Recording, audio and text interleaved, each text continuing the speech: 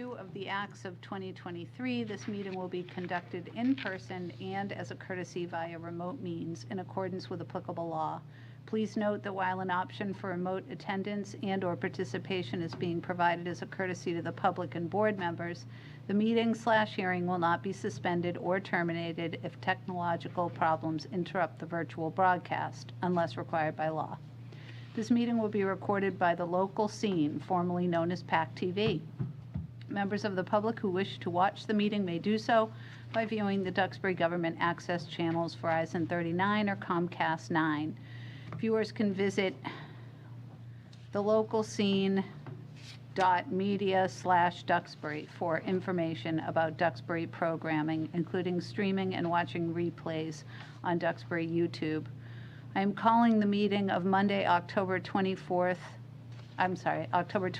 2024 of the Select Board to order. First item on the agenda is the Pledge of Allegiance. Pledge allegiance to the flag of the United States of America and to the republic for which it stands, one nation, under God, indivisible, with liberty and justice for all.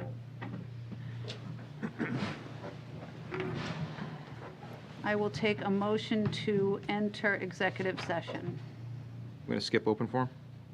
We'll do open forum when we come back Okay. into a regular session. All right. If that's okay with the board. I do see that that is the next No, that's item, fine. but usually we do defer open forum. Yep. Okay. I move that we go into executive session 1 to discuss potential litigation by the town, as an open meeting may have a detrimental effect on the bargaining or litigation position of the public body. Ray, EOHLC, denial of the request of an extension on MBTA zoning compliance.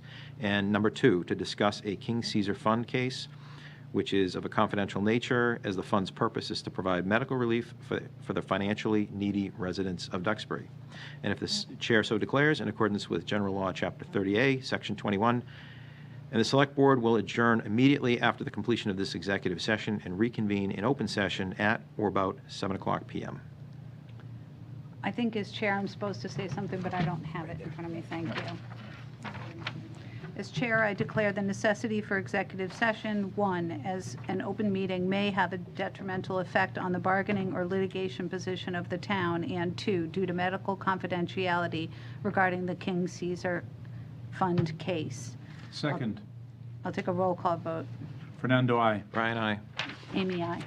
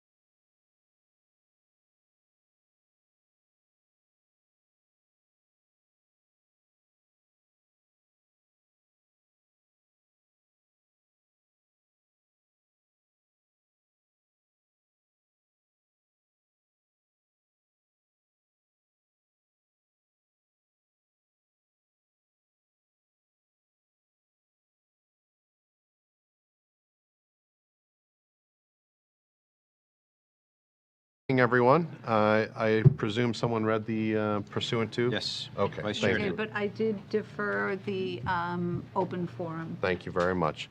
All right, with that we have, we'll restart with the open forum. If anybody has something they'd like us to take up on a future agenda, you may do so at the podium, but I will start with the other members of the Select Board. Does anybody have anything for open forum? Go ahead.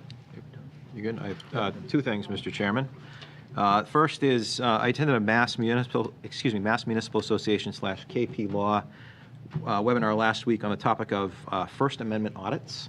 That's where individuals visit public buildings and video record their interactions with municipal employees. It was a very informative presentation. I encourage you to have a look at the slide deck that Nancy distributed, and the full program, the full webinar is recorded and available on MMA's website.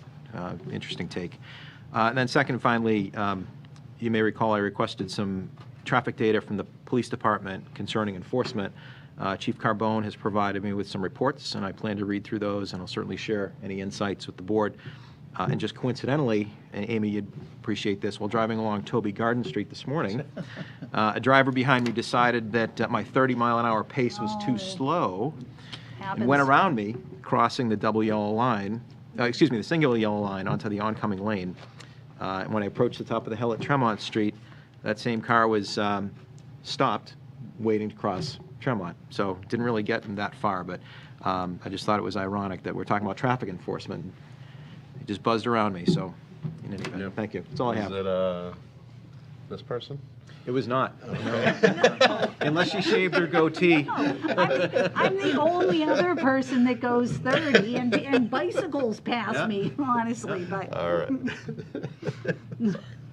it was not me. That is No, it wasn't. No. I know you drive. Does anybody from the public have a open forum item? There being none, I will move on to new business. We have a discussion regarding setting retiree rates for the Blue Cross Blue Shield MedX 2 and Medicare PPO Blue Freedom RX plans, and that will be presented by Jeannie Horn, our Human Resources Director. Thank you. So I am here tonight to ask the Select Board to set one of our retiree plan rates. And there's a lot of information, so I'm going to be referring to the memo that I provided to the Select Board for the benefit of the people who are here. And we do have a couple of retirees in the audience, too, who may want to speak after I speak, with permission from the Select Board. So I have some bad news.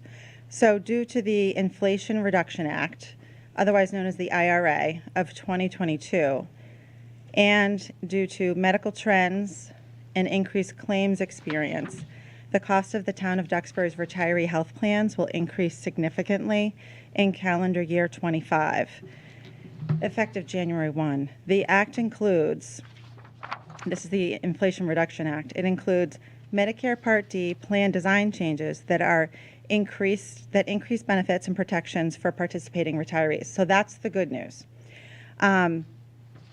So these changes represent the most significant changes to Medicare Part D since its inception.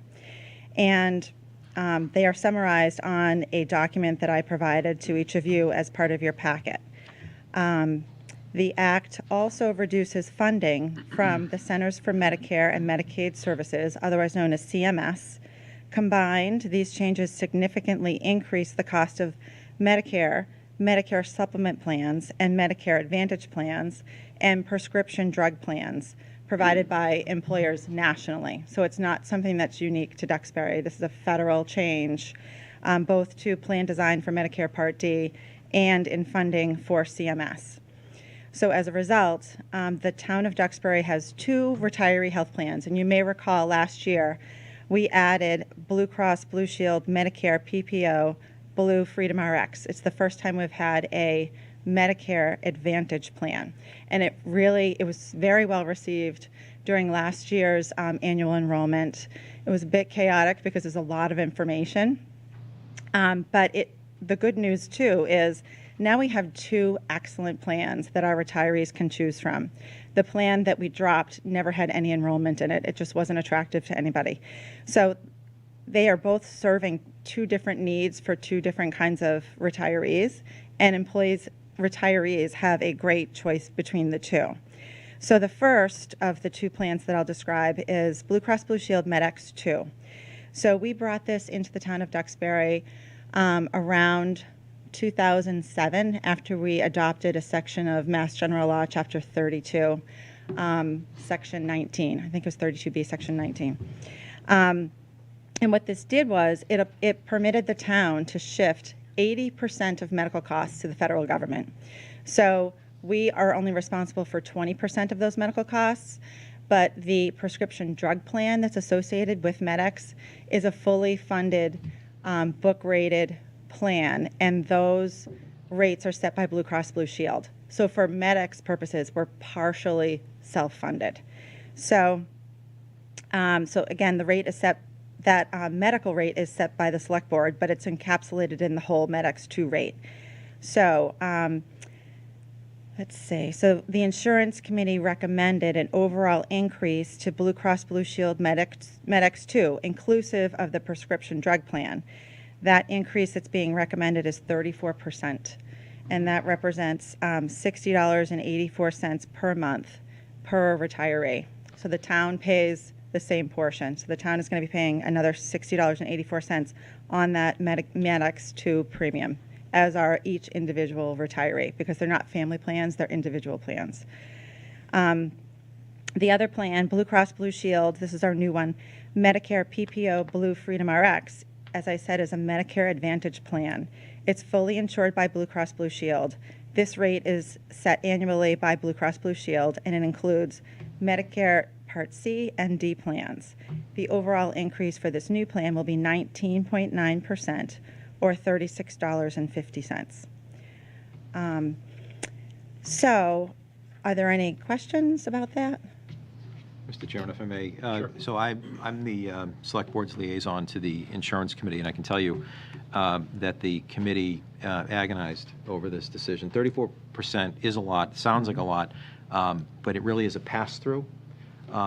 The town certainly doesn't make any money on this, but we also discussed potential opportunities of subsidizing through the other accounts, through the other medical accounts, and maybe subsidize the retirees. And the cost was just prohibitive, unfortunately. We have had increases in the past that we've kept probably a bit artificially low to recognize that our seniors have, in many cases, fixed income. So unfortunately, this seems like a larger increase because prior years have been a bit artificially low. Jeannie, could you talk about briefly, unless I missed it, that there's a flip side to this about the out-of-pocket copay cap has dropped? Yes. So again, that's more good news. So one of the changes included in the Inflation Reduction Act is includes a under Medicare Part D, there's a $2,000 per member annual out-of-pocket maximum threshold. That threshold previously was $8,000. So it really caps the potential out-of-pocket costs for retirees significantly. That's a big change. And that's a very positive change for our retirees. And, changes are only meaningful to the people that they impact. So this change is going to be across the board nationally, but there are some retirees who use more prescription drugs than others. So it's more of a kind of pay-as-you-go increase or benefit, depending on how you look at it. Can I ask a question about the out-of-pocket? That doesn't include their premiums. That's just co-pays and other expenditures. Correct. Yep, exactly. So the monthly premium is going to go up by $60 per insured individual. Yes. But once they get to the $2,000 copay, that's going to be zero going above that. So it's almost like two pockets out of the same pants to some people. Yep. Because what you're paying, what you're saving between the $2,000 and the $8,000 on the out-of-pocket, you're now paying in greater monthly premiums. But for those who have paid more than $2,000 in the past, out of pocket, this is going to be a net savings. But it's not good news at the end of the day. We never want to impose costs, especially on our retirees. But unfortunately, we're kind of stuck here that the costs we're getting from the marketplace are what they are. And the insurance committee and our outside vendors, I think, have done a terrific job to try to provide the best quality care at the lowest possible cost, but it's still expensive. Right, and these are gold standard plans. Like these plans don't exist in the private sector. They're municipal-facing plans. And, you know, as the Reduction Act describes, that basically it's making Part D coverage much richer than it is today. So it will reduce member cost shares and shift more of the claim liability from the plans away from the government, but that means that those costs are coming back to municipal employers. So, like, for example, in terms of the breakout of the related increases, so it's our prescription drug plan premium for MedX that's driving this rate change more significantly than anything else. So just that increase alone totaled to 23.6%. So the cost of drugs is a runaway issue nationally, and I think this is actually a lot of good news for retirees in terms of helping retirees manage those unexpected costs. And then, you know, that gets balanced by a decrease in federal reinsurance subsidy. So the plans will cover 60% of the cost once the out-of-pocket maximum is met. So basically, that is tripling the plan liability as compared to the previous calendar year. And then there are also changes to the manufacturer discount program. So this change means a 10% manufacturer discount for applicable drugs in the initial coverage phase and a 20% discount on the catastrophic phase.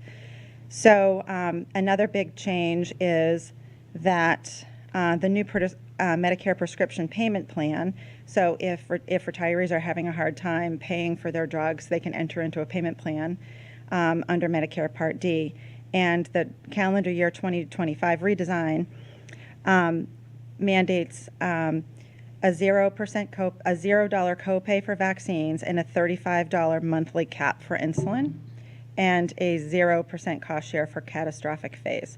I don't think we've had many people hit the catastrophic phase. You have to be. I don't want to interrupt you if you're. But I just try to understand this last part, and this is under the Inflation Act. If I got it right, that for someone that uses prescription drugs under that Blue Cross Blue Shield MedX 2, if they're paying a copay up to and out-of-pocket expenses up to $2,000, but if they exceed that, it's not capped. They pay 60% of prescription. Actually, so it's a. Let me just find that. So they're capped at $2,000. Yeah. But the federal reinsurance subsidy that employers received has decreased. So plans will cover 60% of the cost once the out-of-pocket maximum is met. So I know a little bit about our reinsurance, but so that wouldn't affect the consumer.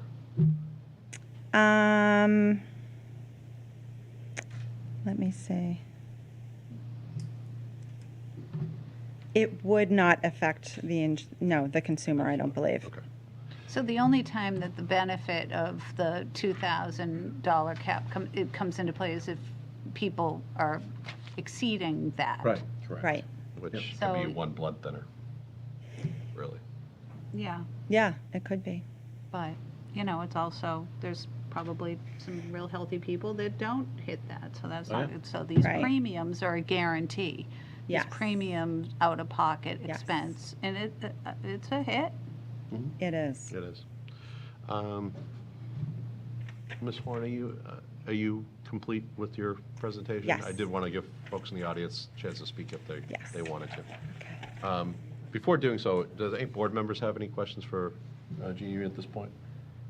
Actually, I just want to follow up on Brian's comment. So you're the representative on the select board and the insurance committee. Who else is on the insurance committee? The insurance committee is comprised of the HR department, Yep. the town manager, the executive assistant to the town manager, a representative from the finance committee, that's Betsy Sullivan, and then our finance director, Mary McKinnon, the school HR director, the school superintendent, the school business manager, Right. and a board of selectmen representative. Okay, great. Thank you. You're welcome.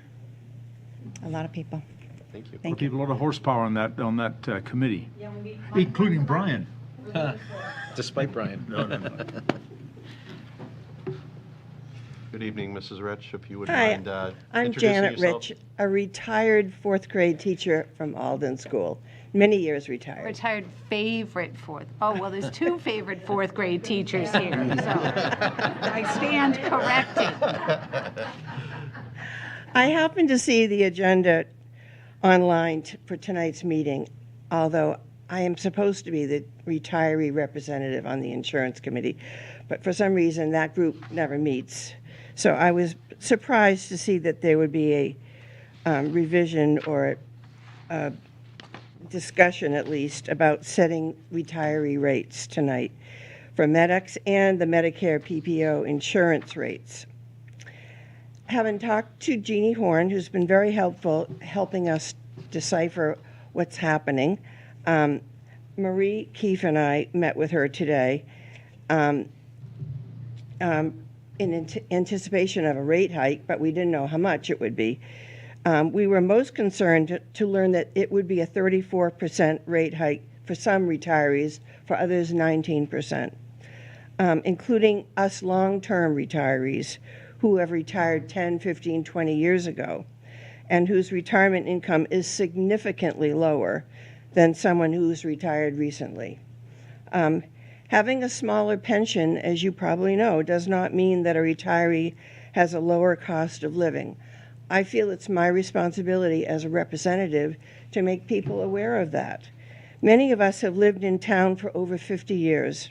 It is getting harder and harder to make ends meet. Fortunately, I have a husband who also retired from public school education, so we're able to patch it together and have enough to live on. But a single person on this kind of retirement income having to pay the exorbitant costs that have come up for homeowners insurance, healthcare insurance, have really caused a spike in inflation as well. So to increase our healthcare insurance costs on an ongoing basis is really a hardship for a lot of people. We need to consider another plan, such as grandfathering these price increases for these retirees who have been retired for 15 or more years. There's got to be a rate change, because what some people earned 20 years ago is nothing compared to a recent retiree today. And I think we've lost sight of that. Duxbury's worked hard to form a task force to create an age-friendly action plan. I'm afraid that we're pricing out people who live in town, who have worked in town, who are not going to be able to afford to live here with the pension and the insurance rates that we're having to pay. Anyway, that's it, and I think Marie had a few comments she wanted to make. Mrs. Keefe, if you wouldn't mind, when you get up there, just introducing yourself and what street. Sure. My name is Marie Keefe. I'm also a retired fourth grade teacher. And, Jeannie had a meeting with us today, which was wonderful. Thank you, Jeannie. It really did help. But,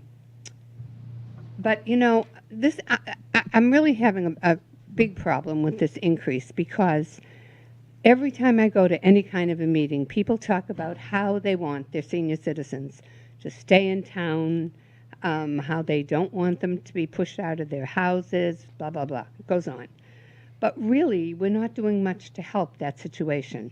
And I'm going to tell you why I feel this way. I feel so strongly about this because You know, teaching has traditionally been looked at as a female job.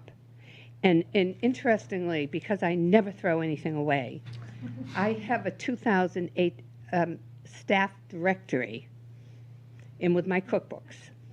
And I looked at it, and back in 2008,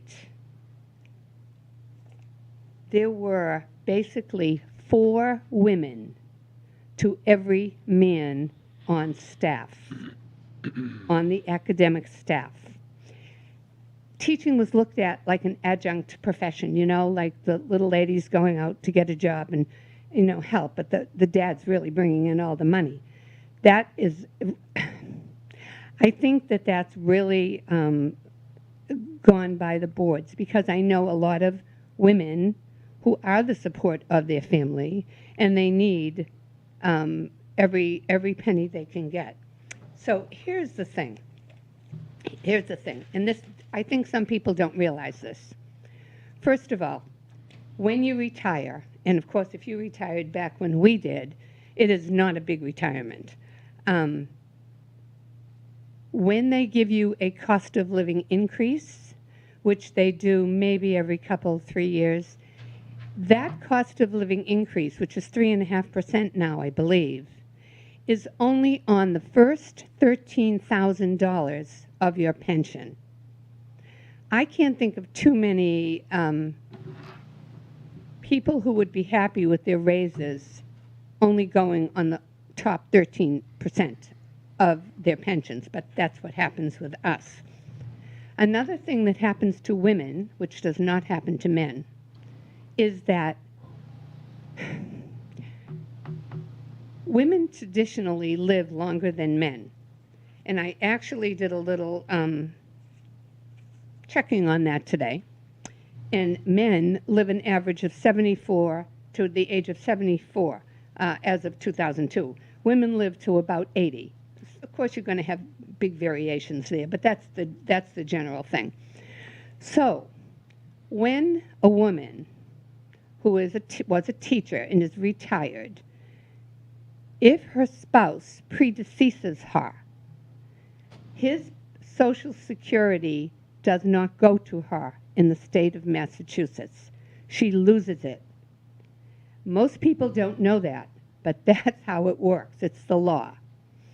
And so automatically that woman is now living on her pension, and she has lost per month $2,000 to $3,000. How do you make that up when you're 80 years old? It's just those two things alone, I think are just an atrocity, but that's how it works. I don't know that that's fixable, because that's the law. So all of this money going out and now the insurance going up is really difficult. And I think particularly if a teacher, a female retired teacher, loses her spouse, she is really, really in trouble financially, unless she's got a lot of money put away. And then what happens is, to make up that loss, you start going into your savings until you can't do it anymore. So it's I think, a worse situation than most people think.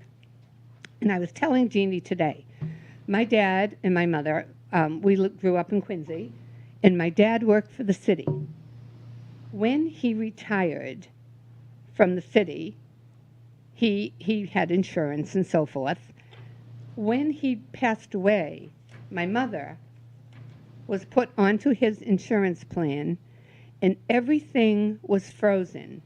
So whatever she got when he was alive, she continued to get. Now, that is not something that they were going to continue doing. They did it only for the retirees who were married to people, I don't know really the exact amount of time. It might have been 15 years before, whatever, so that they could stay in their homes.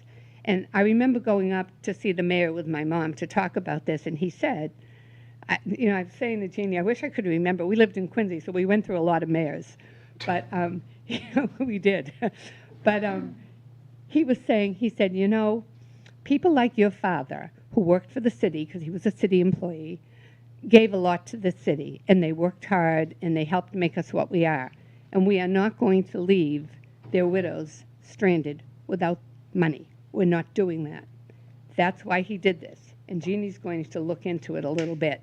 But, you know, here's the thing, too, if you look at this business of freezing it and helping people out. The people who are retired now, who retired 15 years ago, 20 years ago, they're somewhere around 80 years old. So you are not talking about, you know, long-term here, unfortunately. I mean, we're being realistic here. We're not. So, you know, when the page turns, the page turns. So I just think that there must be something we can do to help out more than we're doing. And I don't know how we would go about doing that. I don't know if you need to bring it to a town meeting. I don't know what you do. But, you know, it's really important because what he did, not only for my mother, but for other widows who were around, because it was mostly the men who died, was they allowed those women to stay in their homes, to keep their dignity and to keep their self-independence, which I think is what we all want for Duxbury people. But I think we need a little help on this one. So, thank you. Thank you. Jeannie, do you have any is there anything you can add to this or in response to that, or are you also, I know To your point, Mr. Chairman, if I can just ask Jeannie, so there are two plans. Only one of the plans is going up. Well, they're both going up, but one is going up the, what was it, the 30? 19.9. 19.9 and 30, yeah. So 34%, yeah. So can you, because both speakers made important points about cost, and certainly the insurance committee was very concerned about this demographic in particular, given that costs have been going up, although the costs being passed on haven't been keeping up with the costs the town has incurred.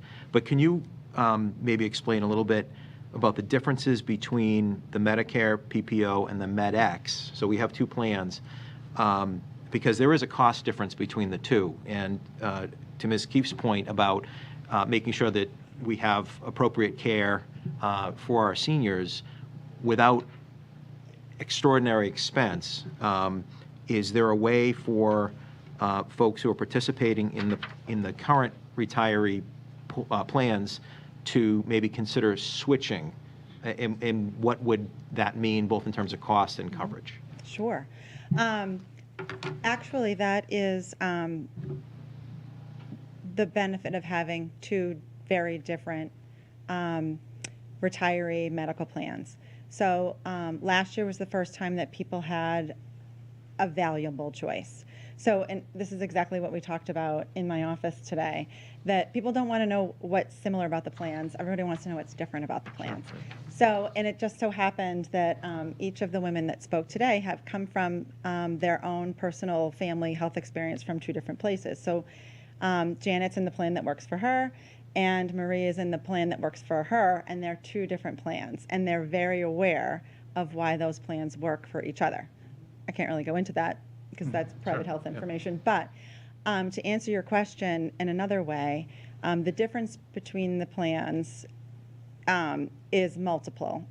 So for example, the MedX plan, there's a copay for hospital admission, there's a copay to go to the ER, there's a copay for chiropractic services,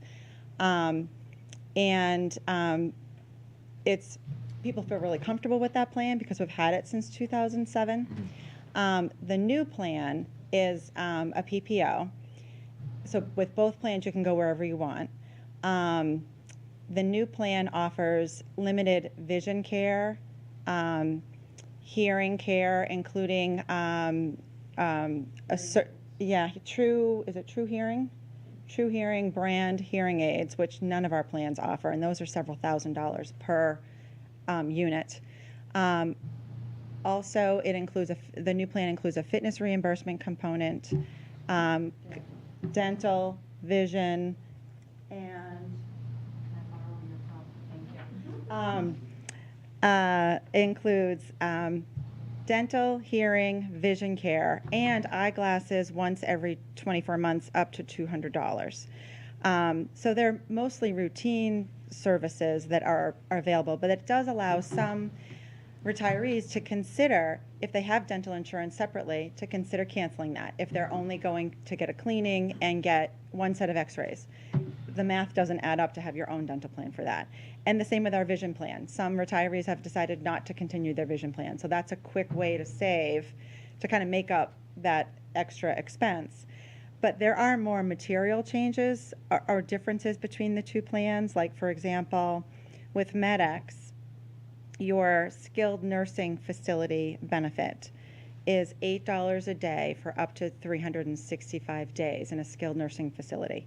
With the new plan, PPO Blue Freedom RX, the skilled nursing care benefit is for medically necessary care up to 100 days per benefit period. And benefit period is a calendar year. So there's no out-of-pocket cost or copay for the first 100 days, but it's silent on what happens on day 101. So, and also chiropractic care is a little bit different for each plan. So we have a very engaged retiree population, and they had lots of questions last year at the benefit fair. So this year I'm requiring Blue Cross Blue Shield to highlight the differences, not the similarities of the plan. There's going to be a webinar that's going to be available on demand that I will post on the HR website. There will be a presentation during the benefit fair where we can learn about all these changes. We were kind of learning to, fly the plane as we were building it last year. So I think each plan is going to resonate differently with people depending on what their needs are. Has there been any thought about, those are some excellent benefits. Has there been any thought about adding less expensive plans that aren't like a Gold Star type plan, people, for giving a little bit more of an option to folks, maybe if they want to be in a network closer to their home, and they're happy with their doctor locally here, or they don't need a doctor in Boston or something like that. Do they have those for retirees like they have for the GIC, for example? So there are many, like the GIC has their own plans. Right. They don't include Blue Cross Blue Shield, but they have Tufts, they have, I forget what the other ones were, Harvard actually. Pilgrim. Kim and I looked at that right before the meeting. So, there are certainly other plans available. People don't have to take the town of Duxbury's insurance. They can go to the Council on Aging and make an appointment with a Shine counselor who can help them identify what other plans might be available for them. But I think what I'm hearing you say is, can the town of Duxbury provide like a third plan? I can certainly ask Blue Cross Blue Shield. I don't think we'll be able to roll it out for annual enrollment this time, but maybe we can do it in the spring. And are there other companies that do this kind of pass-through type of insurance other than Blue Cross Blue Shield? Yes. Okay, There that's are. what I'm asking. Yeah, There are. like Unicare or Yeah, it's just difficult because our retirees are used to such a high standard of care in terms of the plan design that it would be really unnerving for, I'm generalizing, of course, but it would be unnerving for people to move from one plan to another that offers less benefit because they don't know where the gotcha is going to be. Yeah. Fernando, you had a question too. Okay. Just quite, so bring up the point that the insurance committee or you, Jeannie, look at ability to pay in terms of an age and maybe kind of Means altering tested. the means testing, so to speak, and then maybe adjusting the rates to pay based on means testing. Do you guys take a look at that, or is it just a blanket to everybody who gets to pay the same? Was there any thought about doing that? So all of this just came up after lunch today. Right. So I haven't had a lot of time to think about it, but we had a great meeting. We learned a lot, and It was a drop by, which I love, because then I know what your questions are going to be, and then we Right. can solve it together. So I've already called our health insurance consultant, Okay. Jill Gallant-Shaw, and I explained the situation that Marie described in Quincy, and she Right. said she's never heard of anything like that. Okay. So, I mean, I think someone had mentioned, I'm one of the board members, these plans have been running in a deficit for, a year or two. So last year, we increased by 7%. We probably should have gone up a little bit further. So it's kind of a convergence of unfortunate situations in terms Right. of this year. And, honestly, what I worry about is everyone moving from the MedX 2 plan to the PPO plan. And that plan, we have no control over what those costs are. And that cost could skyrocket because it's based on, the book of business and the cost of Medicare Part D and C. Right. Well, that's obviously why it's cheaper, right? That's why it hasn't gone up as only by 19% versus 34%. It's a bigger pool. Yeah, it's a bigger pool. But anyway, just any thought about ability to pay, right? And adjusting the premiums based on that. But the deficit, you mentioned the word deficit. Deficit to who? Is it the town? So the plans, the retiree plans have been in the red for the last 2 years. Okay. So we do have a health insurance trust fund. So we've been drawing down the health Right. insurance trust fund to Yeah. keep the plans Okay. solvent. So, we could not have anticipated this kind of increase. We understand it's large. And I don't know if this will, people are saying it won't be the same next year. We don't know. Is there any ability, I know we've used Blue Cross Blue Shield, but are there other vendors that may want to pitch insurance to the town and give us a better deal than this? What I've heard from the retirees and from employees, because there's two different insurance committee entities. There's the insurance committee that meets on a monthly basis, and then there's the insurance advisory committee, which is what Janet was talking about, and that's made up of union members and a retiree representative, of which Janet is.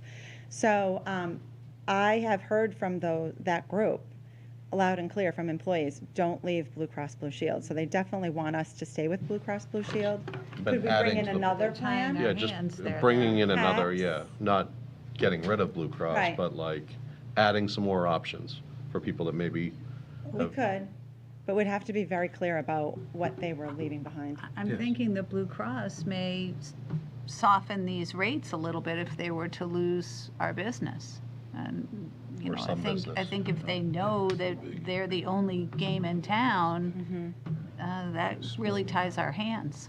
You raise a good point. You raise a good point on that, but we don't have such a large number of members that they might say, good luck But with maybe your. it could be tied to the town overall, because they are also the big provider for all the town They have everybody, employees. but even still, we're. You would think that they would We all love want Duxbury and think it's the center of the world, which it is. But And Blue Cross Blue Shield's Blue network Cross is might be. isn't? No, it Vast. isn't, but. I just want to say something. Yeah, if You you have could, to go to you the have to go to the podium. microphone. You have to go to the microphone, yeah. Yeah, it I won't. talk really loudly. No, it's for the TV. people. Yeah. You're on TV. You're on TV. That is a TV that wants to hear you. So, just to address what Jeannie said, it was 100% correct. We are used to a very high quality of insurance in this town. And I don't think I don't think it would be a good sell, to tell you the truth, to try to bring in other companies. But the reason that we are talking about teacher retirees is it's the teacher retirees who will lose their husband's pension should they predecease. You could be talking $20,000, $30,000 a year less coming into your home. And unfortunately, no one wants to hire me anymore. I can't imagine why. But so it's an issue. It's a problem. Yeah, It is a understood. problem. Thank you. But we also, to go back to Jeannie's point, as you get older, you don't need less insurance. I know. Yeah. So, okay, thank you. Thank you. Yeah, so it just I'm comes ready back for to a that vote. means testing. Yeah. Well, I think we did have a good discussion here, and Jeannie has some good. Planning. Oh, all right. I don't really want to be on TV, and I You're wasn't fine. even planning on being here. So I'm Patty McLennan. I taught here in Duxbury for 36 years. I've been retired now for 5. And I had the wonderful pleasure of having lunch with these two, and that's why I'm here. But what I'm struggling with right now, I am not of the age of Medicare yet. I'm getting there, but my husband will be. What we've struggled with, and it's something that's not as prevalent in most of the communities in Massachusetts, is when as you retire, rather than the town, as you know, as the town pays 75% towards our insurance and we pay 25, and then when you retire it goes to 50-50. And that was a huge hurt on my family when that happened, because obviously it's a lot more money. We've gotten a little bit used to that. Now my husband's going to be transitioning to Medicare, and now I'm hearing that there's going to be an increase with that. And it's scary for me at this point. I have every intention whatsoever of never moving out of my house. When we bought our house, it was a little bit tumultuous to buy anyway. We've been here for a long time. But I said they're going to bury me in the backyard. And that was my plan, metaphorically, obviously. But it's a little frightening when you start to throw these numbers for retirees. And again, as Maria had said, teachers are in a little bit of a different situation than some others. So whatever you guys can do. And Jeannie, I love the fact that the 2 girls ambushed you today. And you know, so because we were talking about it, and we're very aware that most of our retired friends are unaware of this at this point too. So that's why we kind of came to somewhat represent them and ourselves, obviously. But you know, I trust you guys in whatever you do, but please be aware that some of us are scared to death of what's going on with this. Thank you. Mr. Chairman, can I ask just one question, then I'll offer you a motion? Jeannie, if folks who are on MedX, the more expensive plan, if we approve this and it turns out that their finances don't permit it, but they don't learn that for maybe a month or 2 until we're into it, is it possible for folks to change at some point, or do they have to wait for open enrollment, or how does that work? So the reason why I'm here tonight is so that the select board, like in terms of order of operations, the select board sets the retiree rate for MedX 2. The other ones, as I've explained, we have no say-so over the other rate. Right. Then we've prepared the retiree communications to go out this week. Thanks to our senior tax work-off person, the envelopes are all labeled and ready to go. So every single retiree will be made aware in writing via U.S. mail of these changes. And then we have a benefit fair on November 13th at the Senior Center from 4 to 5:30 to ask questions in person, and our Blue Cross Blue Shield rep will be there as well. And what I said to people last year was, there were a lot of people who just wanted to see how it went with other people, and they would make a determination this year about what they wanted to do. But the people who decided were more definitive, I said, you know what, worst case scenario, you take our new plan, the PPO MedX plan, or Medicare plan, and you don't like it, you can switch back on to MedX 2 at the next annual enrollment. Okay. So it's a year-long commitment on a calendar basis, but they can switch back. Okay, thank you. I'll take a motion. Oh, I just have one question. Of course. I just have a general question. Sheila Lynch Benton in West Street. Does the town have the ability to participate in the group insurance claim that was signed? There's 50 towns in Massachusetts that now do group insurance for teachers and insurance to get lower rates. And it lists all the towns in Massachusetts and all the school districts that now get GIC retiree plans for teachers. Is it available to Duxbury? Could you answer that, Jeannie? Sure. Getting your steps in. Yes, thank you.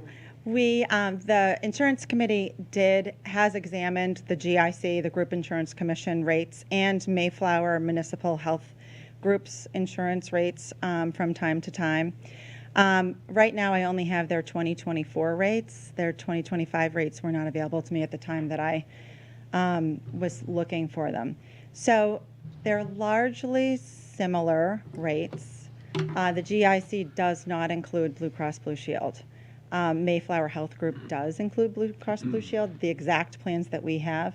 And our insurance company, Maya, also offers a group health insurance option, and I believe they include Blue Cross Blue Shield.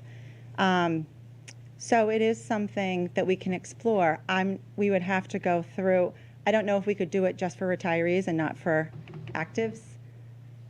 I know that the active employee rates are significantly cheaper than the other group rates that we have explored. The retiree rates are a lot closer together. So I don't know how much savings there would be. Is this GIC through the state? Yeah, Yeah. I'm on it. yeah, yeah. So. I certainly think, I just, my comment is that, this is a hit.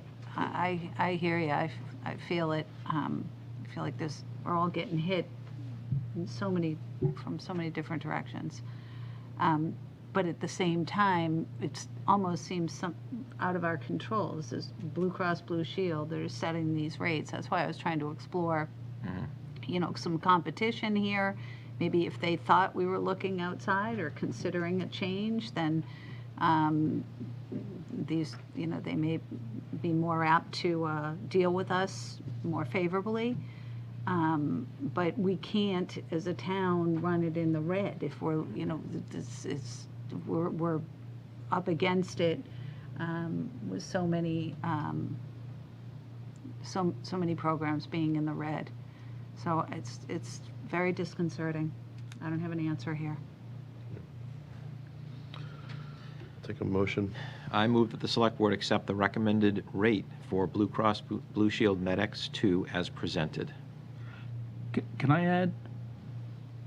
Let me see here. Can I get a second first? Then Yeah, we'll I'll do. second it. Sorry, okay. Any further discussion? Yes, I'd like to request that Jeannie look into means testing. Okay. Means testing and see if there, especially for the points raised today, as to whether we can look at that as an option to offset some of the cost. Okay. I'll second, if that's an amendment to the motion, I'll second that amended. I don't know if we can, would you like a clean motion first? Yes. Yep. So Otherwise let's just it's do this contingent. first motion. And I have a second. All those in favor? Aye. You don't need to vote on it, we can just do it.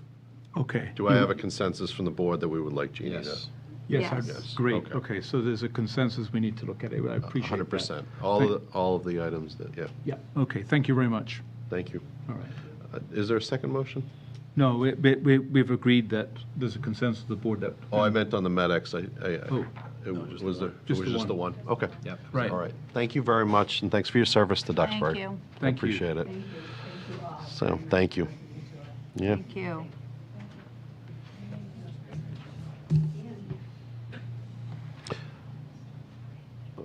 We are stepping in as Water and Sewer Commissioners. I move that the Select Board adjourn the meeting in order to meet as the Water and Sewer Commissioners with the intent of reconvening as a Select Board afterward. Second. All those in favor? Roll Aye. call. Aye. Oh. Do we need a roll call? I don't see a roll call here. No. No. Okay. All right, we are Water Sewer Commissioners. We have a discussion regarding a water refund at 1 Woodbridge Road, and an abatement at Fieldstone Farmway, and a discussion regarding an abatement at 186 Moraine Street in Marshfield. Mark Cloud will lead that discussion. Hello, Mark Cloud, Water and Sewer Superintendent. I'm asking for an abatement for 1 Woodridge Road. It had the same reading as 3 Woodridge since before 2017, and this was due to an error in recording the meter number, or the radio number. So when we were reading the water meters, we picked up the same reading for both houses since 2017. So I'm requesting an abatement since 3 Woodridge had a family of 5 and 1 had a family of 2. So they would have used significantly less water, and I calculated it out at 65 gallons per day and came up with a difference of $329.45. How long did this go on for? It was prior to 2017, which is the date that they bought the house. Okay. So it was an outstanding bill that was, No. No, it was a reoccurring bill, oh, so they were both billed the same amount of Okay. usage for that time. okay. It's fixed now, the radio signal? Okay. Yep. Any questions? I'll take a vote. Well, we're, I move that the Board of Water and Sewer Commissioners instruct the treasurer to refund the following amount for water overage charges totaling $329.45 for the property at 1 Woodridge Road. Second. all those in favor? Aye. Aye. Next, Fieldstone Farm Way. So on this one, we had an increase in our connection fees. So when the unit number 7 came in, I charged them $7,000 for a connection fee. It was later brought to my attention that 40B gets locked into the connection fees at the time that they submit the project to the clerk's office. So they had applied for this project prior to the fee increase. Is that true? That's in the actual comprehensive permit that was issued, that language? 'Cause I'm not aware of that. It's in state laws. So Fieldston, let's think about this one. This Fieldston Farms was the 40B that the Housing Trust, this is the one on Lincoln Street? Yep. So they, the town worked with that developer. I think that the land was purchased at a significantly reduced amount of money. We've had some other issues here, and now a $4,000 abatement to them. Right, so they're locked into the $2,000 connection fee for all the units. Versus what? Versus 7. Versus 7. So is this going to keep happening? Well, anyone that has submitted their permit to the clerk's office prior to the increase in the connection fees is locked in. I'm sorry. My question is, so there's multiple homes in Fieldstone Farm Way. Are we going to be getting requests for abatements for all of those units, or is this just a one-time thing? Just one time, because I charged them the $7,000, and it should have been $2,000, So from here on out, it's going to be 2,000? yes, for that project. Why is it 4 and not I don't know, how do we come up with the number 4 here? Is this multiple, Well, like 4? If it's 2,000 7 was and the- 2 and, what, sorry? $2,000 was the connection fee. Right? But you charged them 7, so the difference there is 5. Well, yep, but then we had a problem with house number 1. The admin that was here charged them $1,000 when it should have been $2,000. Okay. So the second error. So For how what? do we know who we're abating here if it's 2 different properties? It's the developer paid from. The developer, that, again, What was the 1 to 2,000 thing? The house number 1 paid $1,000. They should have paid $2,000 for their connection fee. so this is the second time that the developer of this project has come in and is receiving monies back. I can't, what was, I think it's different projects. no, this is Stacy, this is No, Lincoln it Street. isn't. This is Fieldstone. It's, Is this not Lincoln Street? Isn't Mr. Dacey the developer here? This was the 40B on Lincoln? No, it says Weather Vane Checkerberry. Builders. Oh, that's Checkerberry, so Yeah. Fieldstone Way No, it's isn't, not Checkerberry. Fieldstone's the one that, oh, okay, which one's this? right by the highway. On kind of- Mayflower, Yeah. off of Mayflower, or Lincoln Street. Yeah. Mayflower, Lincoln It's the one that looks like Oh. a sand pit. Heading towards Mayflower, on the left. It's 55 and older housing, Oh, okay. Hey, I'm so- not familiar with this one. houses. The bottom line, what I'm hearing our superintendent say is that by law, and it's registered, they're grandfathered. And so basically, there's no debate here. That's what I'm hearing, there's no debate. Right. We've overcharged them, we've got to give them the money back, whether we don't like it and we hate it, but the law states that we have to follow it. That's what I'm hearing, yes? Yeah, whatever the date is when they submitted it. Right. Can That's I just the- ask where we got that info in terms of it being the law? Jim Walowski, the inspectional services, consulted on it. I've never heard that. Could I, Jim Walensky is our municipal services. Yeah. can I, if I can just ask my fellow board members, Yeah. is this something that maybe we could approve subject to review by town council? I'm not, Yeah. I just want to make sure that's right. Yeah. If it's owed, it's owed, but that's, 4,000 is a lot of money. Approve it tonight, I'd just hold off. All right. Can we just get an opinion of council on that? Then you can, We'll do then it you next can look it meeting. up. Okay. Yeah, good. All right. 186 Moraine Street. So this house is located in Marshfield, but they get water from Duxbury, and we had a error. We billed them when Marshfield typically bills them, Oh, right. so they got double billed. Two and- bills. And paid both. Oh, It was Okay. very nice of them. yeah, that's Yeah. great. That's very kind. So I'd like a request an abatement of $220.91 to reimburse them for the overpayment. Uh,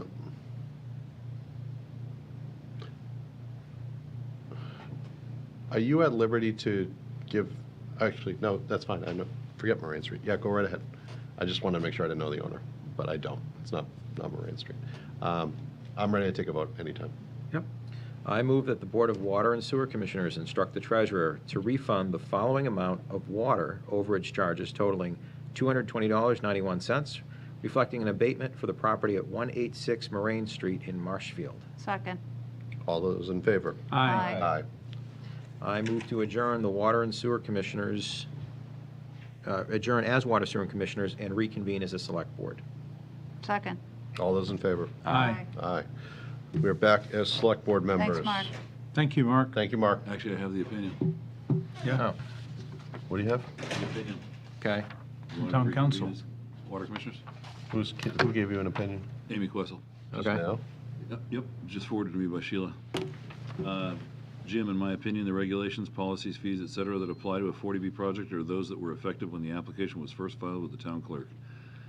The HAC in Riverstone versus Hingham at page 4 states in part, in accordance with 760 CMR 56.02, and add attached, the developer need only comply with the local requirements in effect as of the date of the application to the board.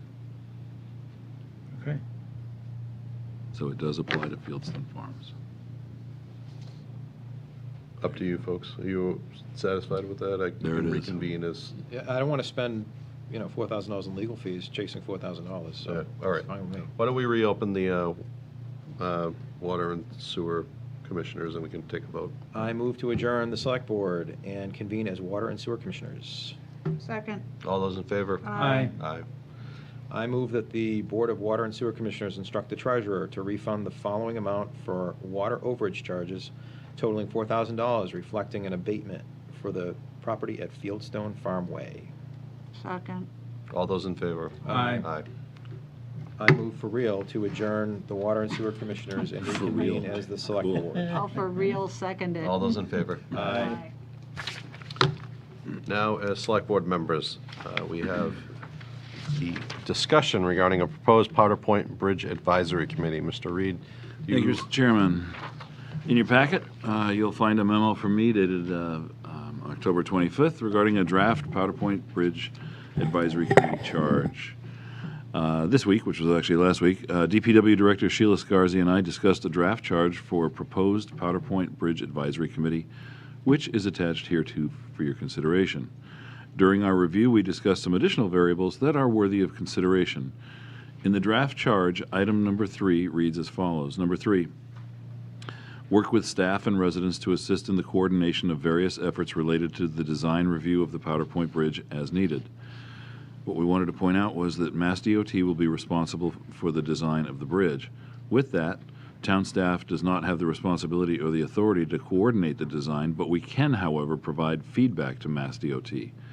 This item is intended to help provide a coordinated effort to present that feedback to the Mass Department of Transportation. Also, in the draft charge, item number 5 reads as follows. Assist with the coordination and implementation of public outreach to help ensure public participation and involvement related to the final design of the Powder Point Bridge. Since Mass DOT has their own public outreach process, this provision could be construed as somewhat redundant. However, the goal here is to help ensure that there is ample public outreach through the Select Board, town website, public information sessions, etc., that may be either independent of the Mass DOT process or could also run along parallel lines. As you know, this proposed charge is meant to be a starting point for the board's consideration. It can be edited to suit the needs of the community as the board may decide. Ultimately, the goal of the charge is to ensure that the town is provided with information about the process and to ensure that the citizens are provided an opportunity to be engaged and involved in a public process. As always, if you have any questions, please let me know. If you don't mind, I'm going to quickly read the charge because it's not too tough, and I want people at home to be able to see it too. So, Powder Point Bridge Advisory Committee. The Powder Point Bridge Advisory Committee shall be charged with the following on matters related to the design of the Powder Point Bridge. Number 1, review project plans and programming related to the Powder Point Bridge. Number 2, analyze goals related to the design of the Powder Point Bridge and report to the Select Board and Town Manager with specific recommendations that can be implemented to support the goals. Number 3, work with staff and residents to assist in the coordination of various efforts related to the design review of the Powder Point Bridge as needed. Number 4, provide periodic updates to the Select Board and Town Manager about the project on an ongoing basis. And number 5, assist with the coordination and implementation of public outreach to help ensure public participation and involvement related to the final design of the Powder Point Bridge. Membership. The Powder Point Bridge Advisory Committee is an ad hoc committee comprised of 5 members who are Town of Duxbury residents appointed by the Select Board. The term of office shall be 3 years. Town residents appointed to the committee shall be required to have experience or specialized knowledge in any of the following: engineering, architecture, transportation planning, bridge construction, multimodal transportation planning, marine engineering, coastal resiliency planning, local history, or relevant related experience. The committee shall elect a chair, establish a meeting schedule, post agendas, keep minutes of its deliberations, observe the open meeting and public records law, the conflict of interest law, and all other applicable laws and regulations of the Commonwealth, as well as all relevant bylaws and administrative policies of the town, fostering a free and open discussion of ideas. And there you go. So like I said, it's a starting point, and feel free to edit however you see fit. Or they can. And come Yeah, or back you to can us. before you, true. Vote it. It's entirely up to you. They may find the need to do so, or you do. Can I ask a question? Excuse me. Go right ahead. So with the Powder Point Bridge, Mass DOT basically are going to take responsibility for replacing the bridge and the cost for replacing that bridge. That's our understanding. Yes. Right. And so this advisory committee, basically, how much is Mass DOT going to listen to this advisory committee? Are they going to do anything? I mean, trying to figure out if it's a waste of people's well, time. what we're Or is trying it- to do- Or is it a means of communicating what Mass DOT are doing such that we can try and influence the outcome? Hopefully both, because when these meetings occur, it won't be just them going to the meetings. It would also be town staff. There's quite a few of us that are Will engaged in that. Mass DOT be also involved in these discussions? Will they meet with the advisory committee? Yeah, we're trying to get them a seat at the table. They will coordinate the schedule in terms of the hearing process because they're required to do so. Right. This is what they've done with the Franklin Street Bridge, the East Street Bridge. They have the hearings. They request the public input. They're Right. required to do so. Okay. Again, we're trying to get the public, if you will, a seat at the table, and this is sort of the vehicle to be able to ensure that that happens. All right. They are advisory in nature. Yep. They would serve, in some cases, much the way the Seawall Committee does, as a conduit to the residents. In the case of the Seawall Committee, they're more specific. They're site-specific to the residents of that area. But here in this case, the Bridge Advisory Committee may come up with ideas that are worthy of consideration by the larger group, and certainly the board might have an interest in knowing what their thoughts are. Right. But again, if they come up with great ideas, we still have to go to DOT and get them to listen to those ideas and make changes to what they're doing to reflect. I believe these your good understanding is correct, because that's mine too. All right. So Go ahead. Yeah. when we had learned that there were other towns that had formed a committee, Uh-huh. and that committee, in those situations, the committee's input really significantly changed Okay. to the better, Mm-hmm. the design of and what was ultimately built By Mass I think DOT. Chatham was the. Yeah, that was the Friends of the Mitchell River Bridge Committee. Okay, so I think that was, so was that also an advisory committee? We want to be sure that we. I called my counterpart there, and she had arrived just at the time that that group had been formed, but it was not an official town committee, it was a Friends of group. Okay. So what I did was I actually looked up I tried to look up several other examples of bridge advisory committees. They are far and few between, usually because these are Mass DOT projects, and basically the town, given the town, is just along for the ride, quite frankly. There were a couple that had steel structure bridges. I think one was in Northampton, someplace. So they did a 210-foot span, and it was a steel bridge. But there was a committee formed that had begun, I think, from a Friends of organization that kind of manifested itself into a larger organization recognized by the town, so they kind of became an arm of the town, similar to what this could do. Did that, your example you're quoting, did the DOT listen and was I it? believe Ms. Lynch Benton is here to speak to that, because I certainly want to set up a committee that has as much teeth as possible.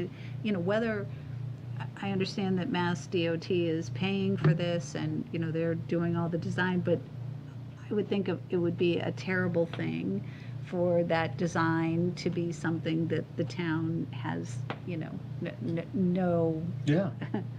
Well, desire to build. What I don't want to, everybody's time is valuable. Absolutely. And I want to respect that. And I sure hate to, we form this committee and they go and sit there and the DOT tells them to pound sand, right? But by the sounds of it, they will have use. They will be able to at least. That's On my- that note, that's my hope. on that DOT, note, I which is hope an so. important distinction, Yeah.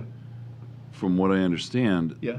DOT is going to be presenting us plans, an idea, either end of November or December, sometime there. Might be a good idea to see what DOT does and then react to that, because I, along with you, would hate to have a committee that's never going to do anything. Or never, or all their hard effort and commitment to do the right thing for the town is a waste of time. I think that's. Exactly. That's. Well, I'm yeah. hoping Ms. Lynch Okay. Benton But, can speak to, I think.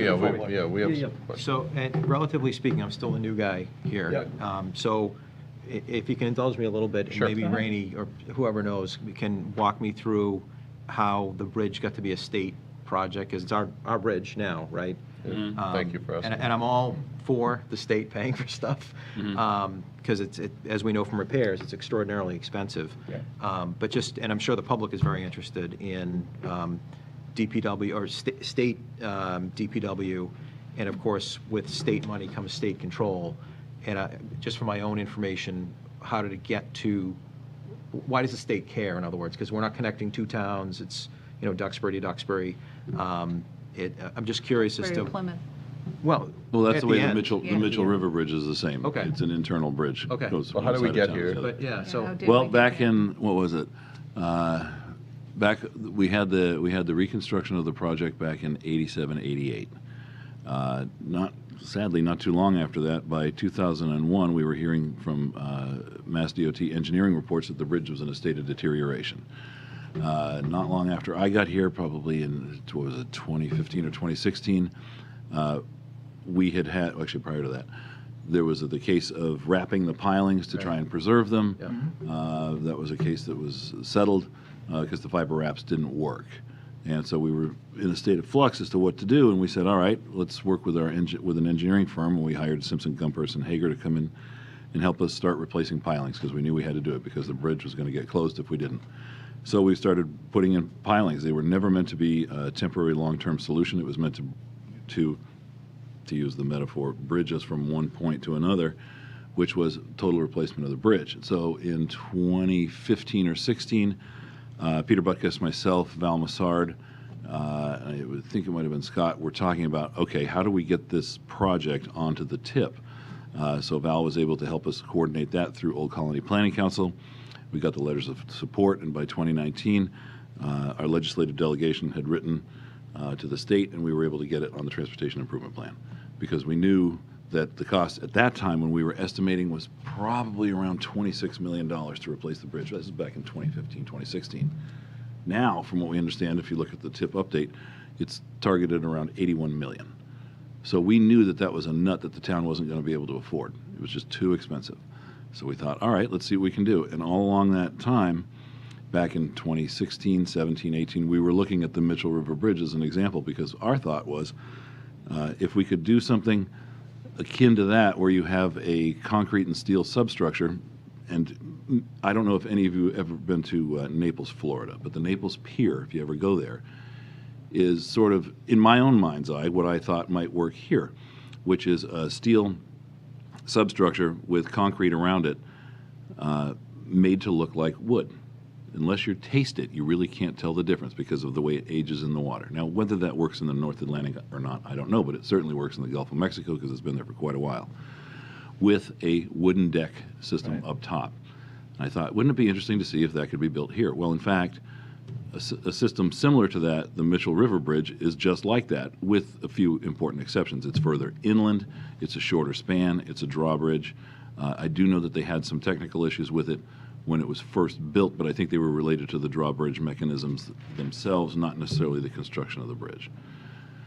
So that's kind of where we are. That's how we got here, in sort of a nutshell. So the idea was to not have the town pay for it, but to have the state pay for it with town input, like what I just gave you as an example. And by the way, that is not necessarily the gospel according to me. That is just an idea, which is something I presume that this committee would come up with, because it's actually been expressed here in previous meetings. So I appreciate the reaching out to get state funds for an important town resource. Yeah, that's what we do. And to Fernando's point, though, I agree with you. We have phenomenal volunteers in town who carry a lot of the load, frankly, of town business. And I wouldn't want to waste anybody's time, but I do think pending whatever we're going to get potentially from DPW, state DPW, I'm supportive of at least standing up a committee. Maybe it doesn't have to do any work just yet, but to at least identify who those folks are going to be, have the charge. I think the charge, speaking for myself, is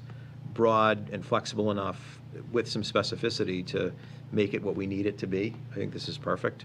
The number of members seems appropriate. The specialties seem appropriate. So, long way to say I like what you did here. Okay, thank you. And I would support going forward with it, but to your point, Fernando, about not having anybody chasing their tail in the meantime. I will point out there have been comments that I've read online about the historic nature of the bridge. I think that's an important variable to explore. I don't know that process. I do know that when the bridge was rebuilt in '86 or '87, that as part of the demolition for the new construction, that the RFP that the town issued required that the old pilings either be pulled or cut off at the mud base. And that's an important distinction, because I don't know that there's much left out there in terms of what would be considered a historic edifice. I think it's pretty much all gone. And when they rebuilt it, they didn't use any of the old material. It was all brand new. So nothing was repurposed, if you will. So now just understanding how this this took place, is there contractual agreements set up between the town and the state as far as Nothing. No. removal of the old bridge or None of that. taking or anything? We're not. That's part of the procurement phase, and we aren't even there yet. Okay.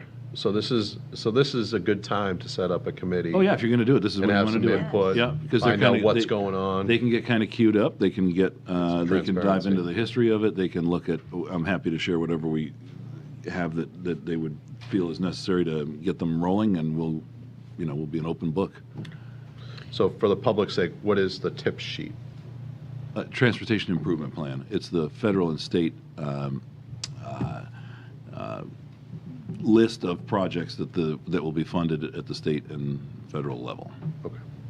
And honestly, the historical component, I think, is important. Oh, I do And too, think- yeah. But I'm not sure that it would be 100% necessary to have any of the old structure. I mean. I don't know either, I honest- think there may be other There could be, yeah. things that would signify it being Just historic. at a quick glance, and it is the quickest of glances, I look to see what the requirement is to be considered a historical edifice. And I saw that it had to be around for 50 years, Well, this thing So was maybe built in we could 88. ask our historic commission to. Oh, yeah, I'm that's sure definitely that in they their- would be happy to, Sphere of influence, Yeah. yeah. Yeah. I'll take questions from the public. Sheila Lynch Benton in West Street. I've worked on state DOT bridge projects, and Rainey mentioned the Franklin Street, the East Street Bridge, and the current draft designs by the consultant to state DOT has 2 concrete bridges with steel, a typical highway bridge over the bay as draft plans for Duxbury Bay. And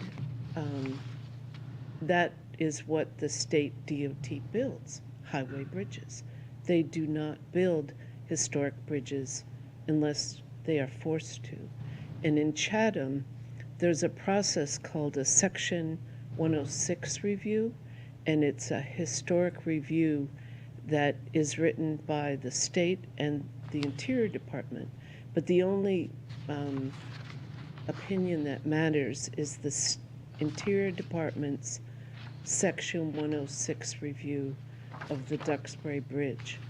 And there are consultants that do all the paperwork, you apply for a 106, and if it meets historic, the Duxbury Historical Commission plus any other group that asks to be party can weigh in on the design of the bridge. And if you don't do a Section 106 review, you are going to get a state highway bridge over Duxbury Bay because a committee will form, they can say they want this, would blah, blah, blah, blah. A state highway official does not have to listen to any, historic nature unless it has a 106 paper from the Interior Department that they must listen to the citizens. And it's what happened in Chatham. They came in with a steel and concrete bridge. The citizens went nuts.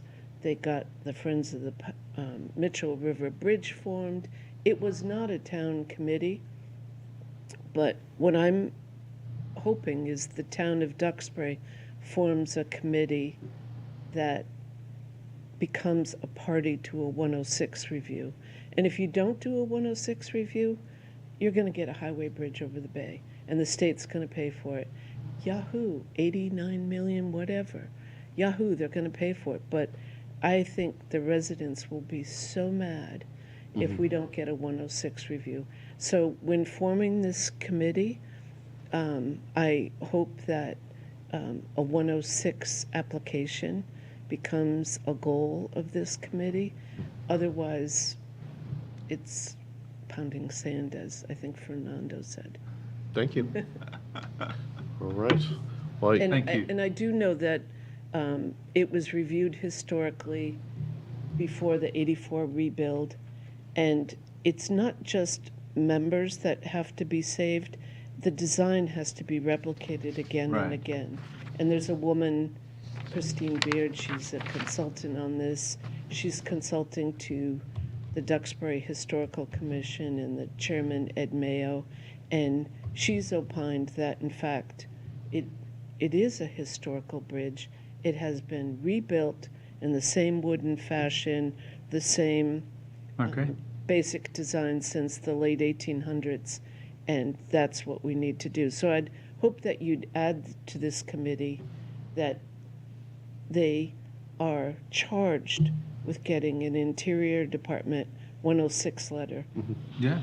or they'll So- be pounding sand. Do you want to add that to the If I may, charge? Can I make a suggestion? Yeah, sure. I left it broad and wide open. Okay. I think that anybody coming into this committee would certainly be given the knowledge that this is something of interest, but rather than write specific things agree. in there, Okay. I'd rather not get too specific, not because I don't want it. I think it's a good idea. If in fact it's warranted, great. Yeah. I think we should let them find that out. and Miss Lynch Because Benton can fill out a talent bank form as well. Yes. So There we Because go. I don't want to pigeonhole us into one thing. Yeah, sure. And it wouldn't, but just if we miss something, I don't want to yeah. miss that thing, Yeah, I whatever agree. that unknown thing is. I would just add that the town committee not be prohibited from getting Of course. active in a 106 review Understood. by town staff. No. Thank you. No, I think the consensus of the Yeah. board here is to, Yeah. We left it broad for that reason. Yep. to do that. I am ready for a motion, unless anybody else had any Is questions. there a motion? Let's see. This is Let's nice make a work. motion. Thank you very much, Mr. Reed. Oh, you're welcome. All right, well, let me get to the title page. To of wing this. it. Yeah. Just adopt. As written. Do you have any changes? Are you guys okay with it? No, I think it's fine. No, but, I mean, other than adding the 106, I thought it was broad enough and with specificity, as Brian You said. move to, Yeah, so I move to establish there you go. the Powder Point Bridge Advisory Committee and endorse the charge as drafted and presented to the Select Board. Yeah, I'll leave it at that. Second. All those in favor? Aye. Aye. Thank you very much. Thank you, Rainey. So we'll get some talent bank forms Yep. in Yep. and, Well, we'll solicit. and we'll try to Thank get you. that appointed ASAP. Let us know if we can help in any way. All right, discussion, review, and vote on November 18, 2024. Nancy, do you have a question? I do. Who would like to be the liaison to review the talent bank? Ooh, Well, Cindy's not here. No, I'm kidding. Yeah, let's- I'm only kidding. That's what happens when you don't show Can I, up. sure. Chair, can I volunteer course. to be the liaison to review the calendar? Go through that process. Yeah. Okay. Appreciate it, thank you. Anybody care? Gather them up and. Is that let all you right? know. Yes. Everybody good with Yep. Fernando? Yep. Cindy, you okay with it? Yeah, Cindy's good. Cindy. Good. All right. Thank you. Fernando, it's yours. Yep. All right, discussion, review, and vote on the following.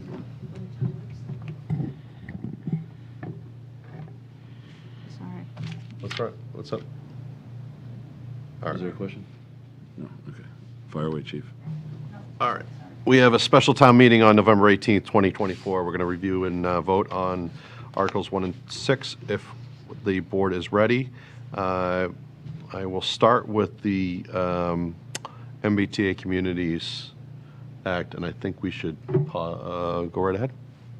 And Tag Carpenter is here, as is Steve Gant. Oh, sorry. Hi, Steve. Are we having a discussion on it tonight? They're here to tell you about changes that have been made, and they're included in the copy of the warrant that I emailed you on Friday. And if you don't have one, I have a limited number, and they're in the back. But just for clarity, Mr. Chairman, I believe in our packet, we received a clean copy without showing what the changes are. Yes. So those changes are going to be described for us. That is correct. Right. Well, we have to do part 2 of this, which is reopen and close to do this. Yeah, you got to do that too. If can't you just you change can it hear out. from them Assuming first. we're okay with the changes. Yeah, yeah. Should we, I need you to reopen it anyways for another thing, but that's okay. You just go ahead. I would suggest you just go ahead and hear their changes and then reopen. right. I will If you love them, recognize- adopt them. Steve Gant or Tag Carpenter, whoever would like to speak. Could I borrow that? Yeah. Actually, Tag, can you grab one off the table, please? Just because this is the one I need to use. Thank you.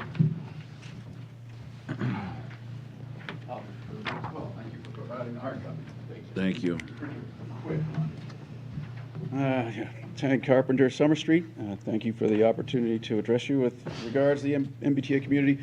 I guess before I start, are there any questions you'd like to ask? Because I'll just go right to the specific change and that'll be it. I think we want to know the specific changes. Okay. Dive right in. I'm doing this from memory. Steve, help me if I forget something to prompt me. But they were really very simple changes, some administrative things. The key really was because as we were in the process of drafting the bylaw, we were discussing, fundamentally the strategy. Do we just adopt the state's language and leave it at that, or do we actually try and make it more appropriate for Duxbury? And we chose the latter course. And in that process, we discussed a variety of different zoning practices and the fact that Duxbury zoning bylaws are, as far as bylaws are considered, we might say functionally obsolete, I suppose, as we're talking about transportation.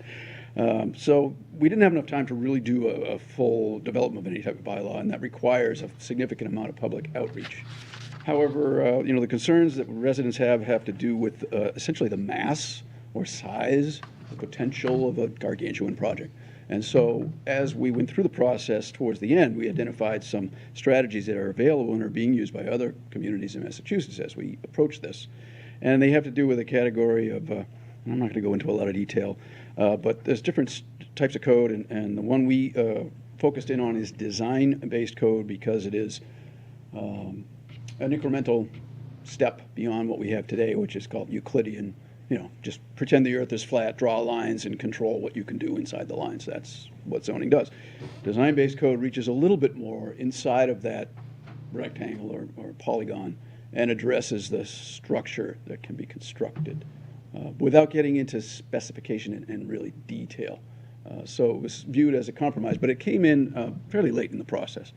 So this change actually was introduced at the planning board public hearing for the bylaw. It was done, there was a working group meeting where we finalized the language, and then the next week we had the planning board hearing, and there was enough interest in design-based to address that. So we added two, and I'm going to direct you to the specific language here.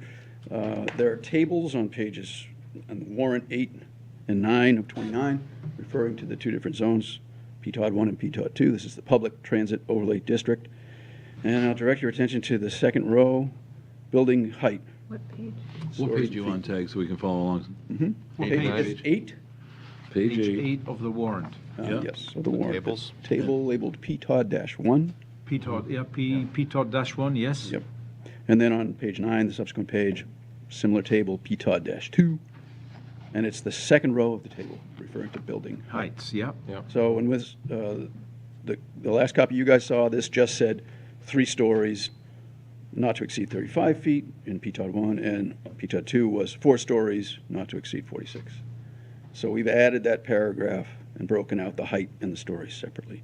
And you see in the paragraph it says, and I'm not going to read the whole thing, but basically the top floor is a half floor. Yes. This is one of the strategies that you use in design-based code, and what it does is it prevents the construction of blocks with flat roofs.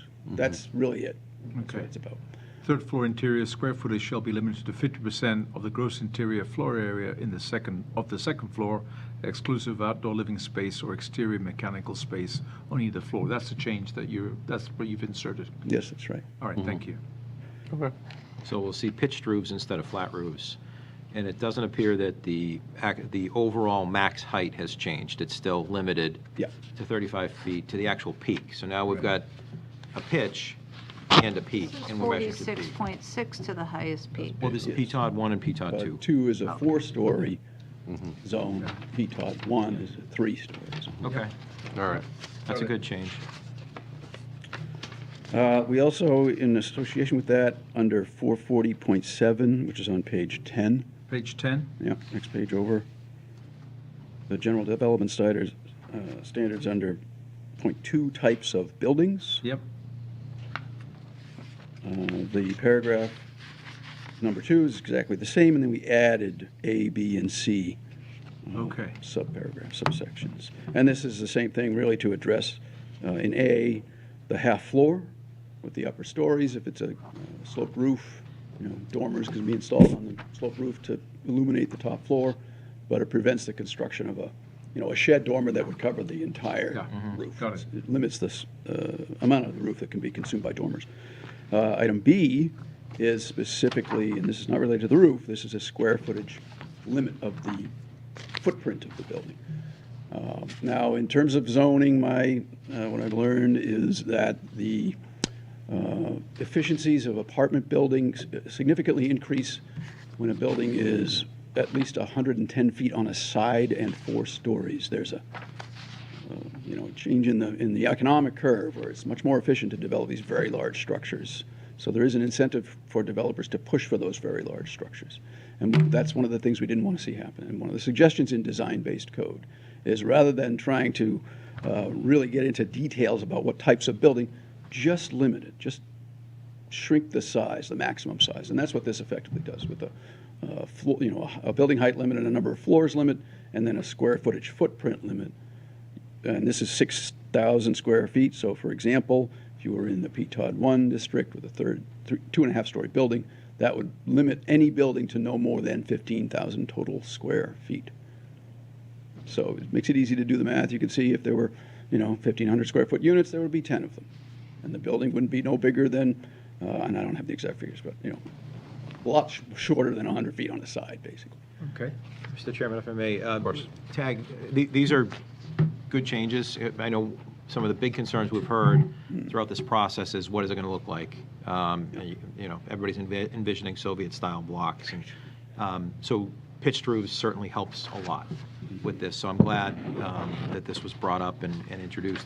One question I have is throughout this process, the consultant had been charged with doing calculations over and over in terms of making sure that whatever we come up with doesn't diminish the number of units that can be built, because that would then be flagged by the state and potentially reject the bylaw. So as we look at limiting the upper floor on both of these buildings, was there any review or any concern about bumping up against the number of minimum units that could be built?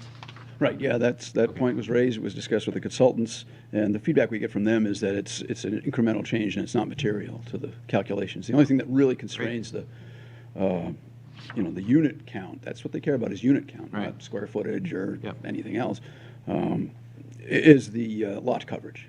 That was the one thing where when you were limiting the amount of construction you could do overall, and 35% it was thought was a reasonable point to make that compromise. Okay. And yeah.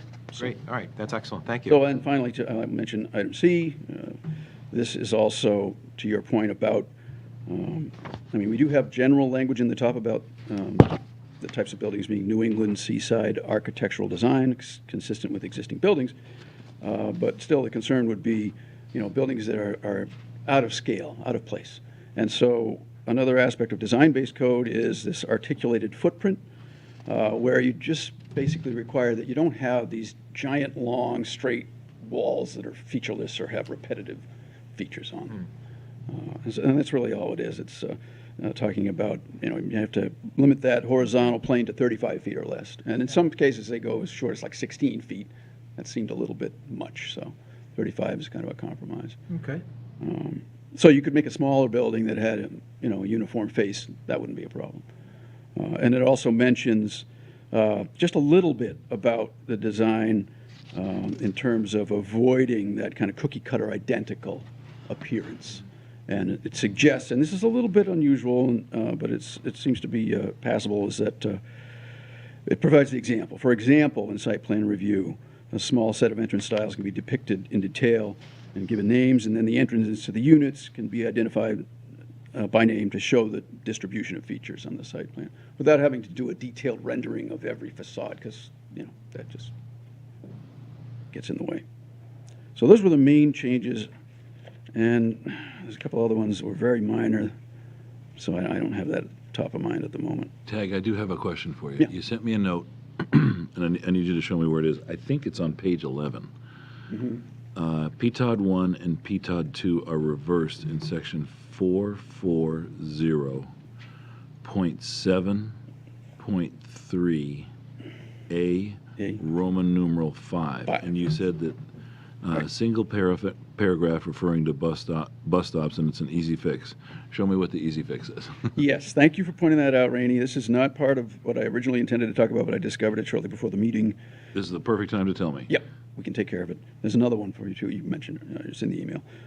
So we have PTOD 1 and PTOD 2. And I don't want to get this wrong. You can see, if you refer to it on the map, which it should be included here. Yeah, here we are. PTOD 1 being the Island Creek development, and that's on page 20, or page 19, and page 20 is PTOD 2. Sorry, I just did it. PTOD 2 is Island Creek. PTOD 1 is Bonji's. Yep. Okay, so But they're reversed in this paragraph. So tell me what you wanted to read. Go start, if you guys don't mind. Do you mind? He's here. It's Okay. just easier. Just do it. All right. Development shall provide physical on-site bus shelters, et cetera. You take the rest. Yep, okay. Route 53 should say for PTOD 1. Right. PTOD 1, okay, thank Or you. Route 3A should say parentheses PTOD 2. PTOD 2, Right. yep. We go down the line, service, regional service connection, marine rail station, transportation pull-off area along Route 53 should be PTOD 1. Yep, Route 3A should be PTOD 2. yep. Must be a minimum, et cetera, for travel along lane Route 53 or PTOD 1, not PTOD 2. And then the right travel lane of PTOD 1, again, should be reversed to PTOD 2. So it's throughout the whole paragraph. There's just one more in the next line. Yeah, ADA compliant. Right? PTOD 1. So Route 53 for PTOD 1. Yep. Or Route 3A for PTOD 2, period. Yeah, All that'll straighten right. that out. There you go. Everybody agree with that? Yes. Outstanding. Okay, and then the other thing Good was catch, just at Tag. the appending, at the very end, it says a 2/3 vote of town meeting is Yeah, I required. struck that already because it's not required. Yeah. Yeah. Yeah, there was a vote of the planning board that these were preferred sites, and that sets the Yep. threshold. He's referring to page 17, just so you know, where it says a 17, yeah. two-thirds vote is required. Usually with zoning it is, but in this case it is not. I thought I read something that the planning board could change the quantum of vote to 2/3. Am I Right, that's what I imagining was that? just alluding Okay. to. There's And a Amy vote. said we didn't have to worry about it. That's what I asked her when she left. Well, or is that what the planning board did? Did they change it to 2/3? Is that what you're saying? The specific is that the planning board, if they identify that the sites that have been selected are preferred, and the planning board votes that there are preferred sites, then the threshold is reduced to a simple majority. And the planning board did vote that these were preferred sites. There you go. Made it that much easier. Well, Okay, cleared so it. so it's just a majority, it's not 2/3? Correct. Okay. At town meeting, yep. Cool. And that should be it as far as changes. I was just looking at the statute. Was that a guideline or was that part of the statute itself? A vote threshold? Yes, I don't have that information. I'm majority sorry. press. I thought it was part of the statute Is that itself. Steve? All zoning, typically, I've never seen zoning done by majority vote, so this is a Why I asked, first. I'm not sure that anybody's doing any favors by knocking the threshold down to a majority vote here, because, again, hundreds of years of bylaws are passed for zoning with 2/3. So why it would be a majority here is, again, none of this makes much sense to me. Yeah, it's, this is Steve Gant, Chair of the working group. The reduction of the threshold to, from 2/3 to one, to a majority, I believe that was one of the guidelines. I don't believe that was in the statute. I don't see it in the statute. But we will confirm that. Yeah. The guidelines from the executive office. Right. Yes. That- which is that- what- that's Friends right. that sent you that letter. Which is what Nobody's- is under such litigation right now. I did, Mr. Chair, I did want to add, Tag did an excellent job. Everything that he said was absolutely correct, but there were a couple of very minor details. Another one had to do, this is on the I don't have the warrant here, but it's in, oh, great, thank you. So this is in section 440.2. What page, please? Let's see, so this is page, this is page 4 of Yep. 29. Of Page 4, yeah. Yep. So this is under density protection.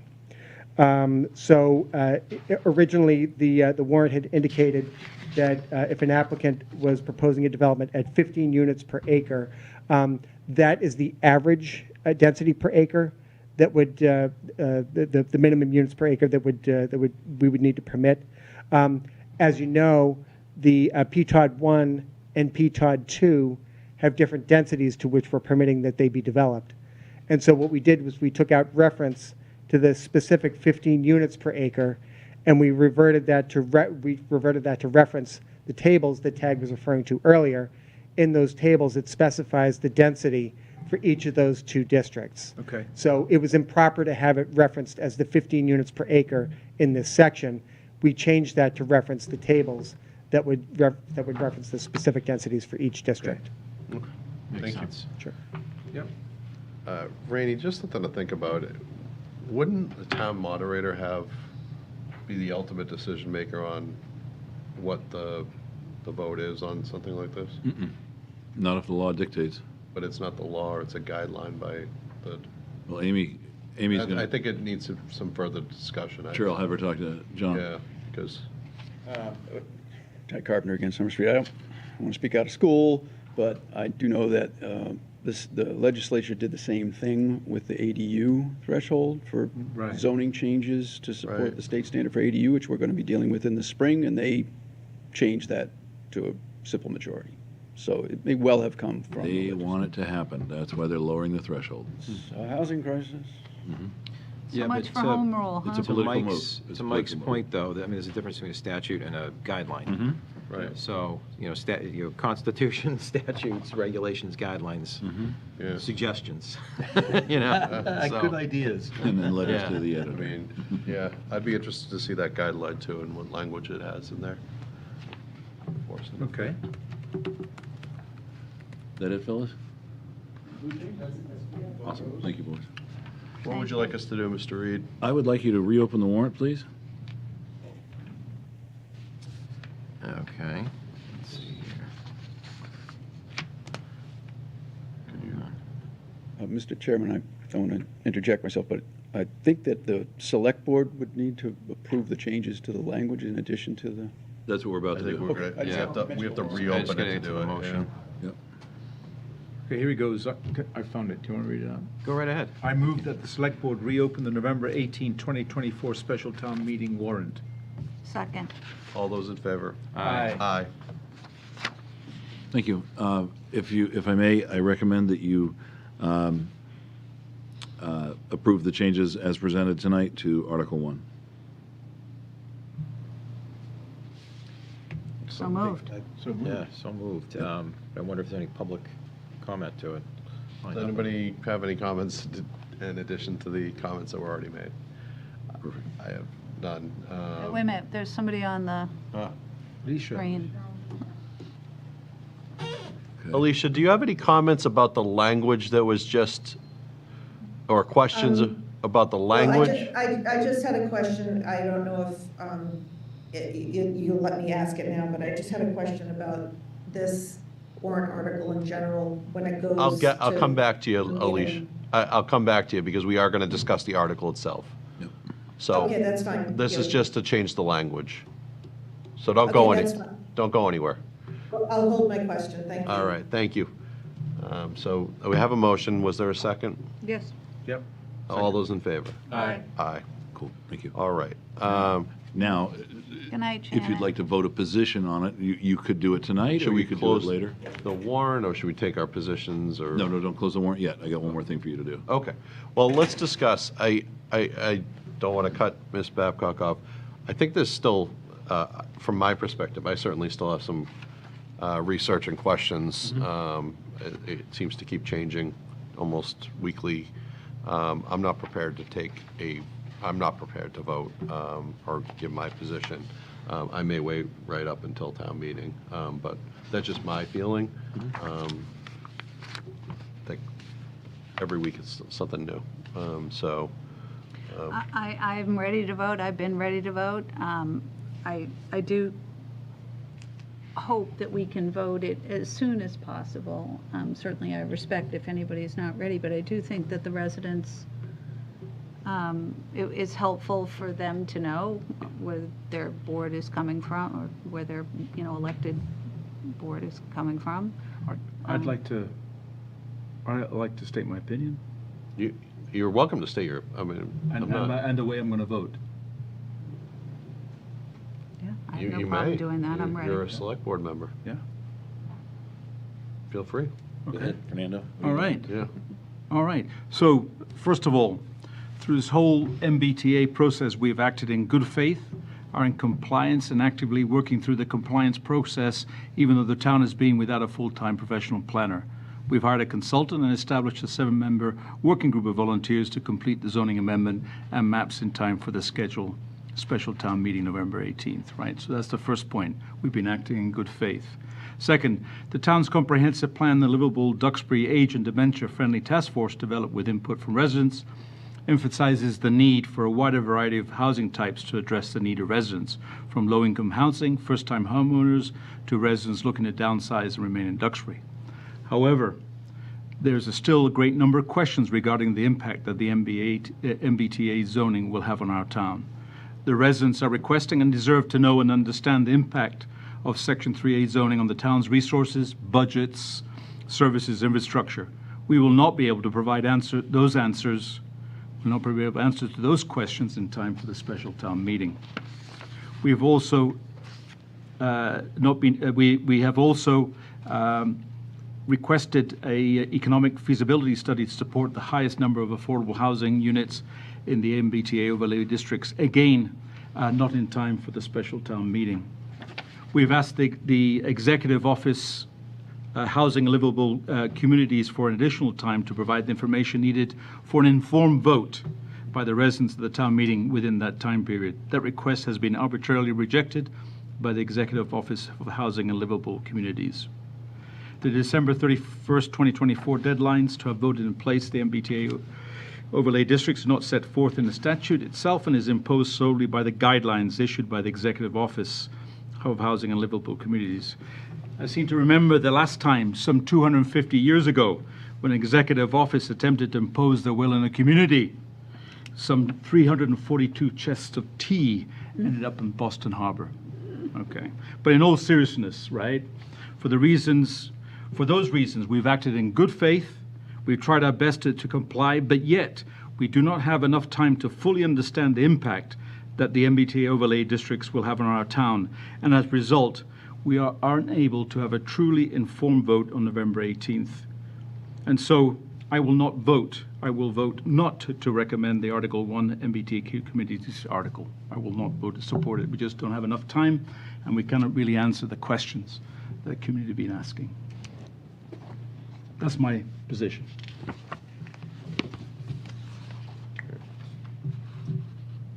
It's entirely up to you folks if you want to vote tonight, if you want to wait, whatever you want to do. I will add one additional fact. That was excellent, first of all. But additionally, we've all also been waiting, or we now know that there's a case before the Supreme Judicial Court that won't be heard before our town meeting. That could very well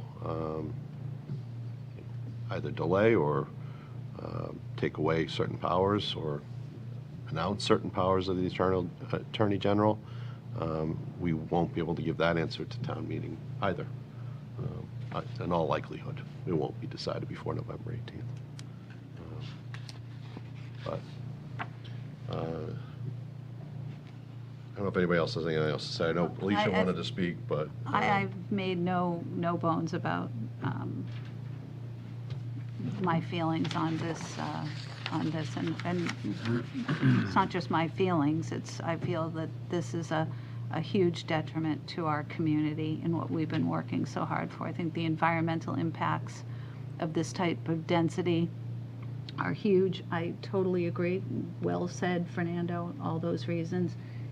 Mike adds the pending litigation so that, if the town were to pass something, and then the statute changes and less is required, we would find ourselves in a situation where we had approved something that was unnecessary or not required. So I think there are so many questions. And again, I go back to the environmental impacts. The biggest desire of this community is to preserve and protect its rural and historic character and to protect our environment. This does neither towards those overarching goals. And for those reasons, I will not recommend town meeting approve this article.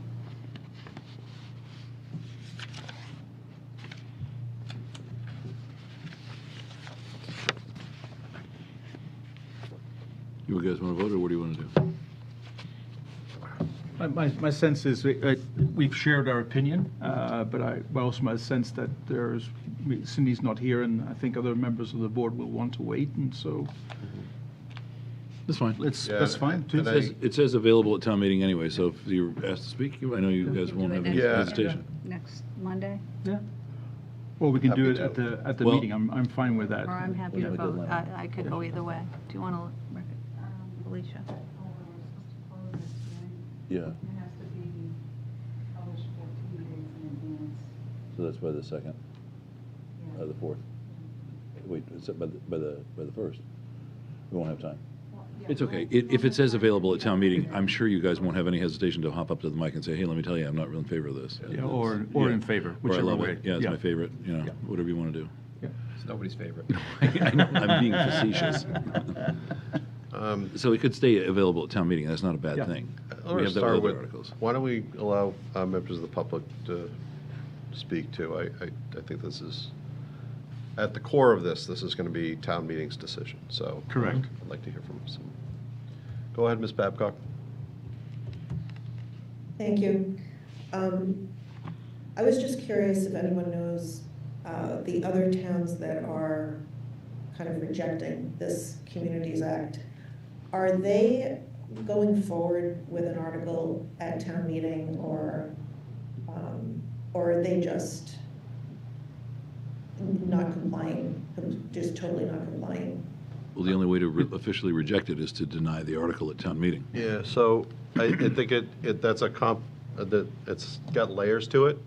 There's certain communities that had to be compliant last year, by year's end this year, for communities like ours, and then smaller communities that have to be compliant next year. And some communities have had multiple town meetings. And if you go past the compliance date and have not passed the zoning, then you're not in compliance.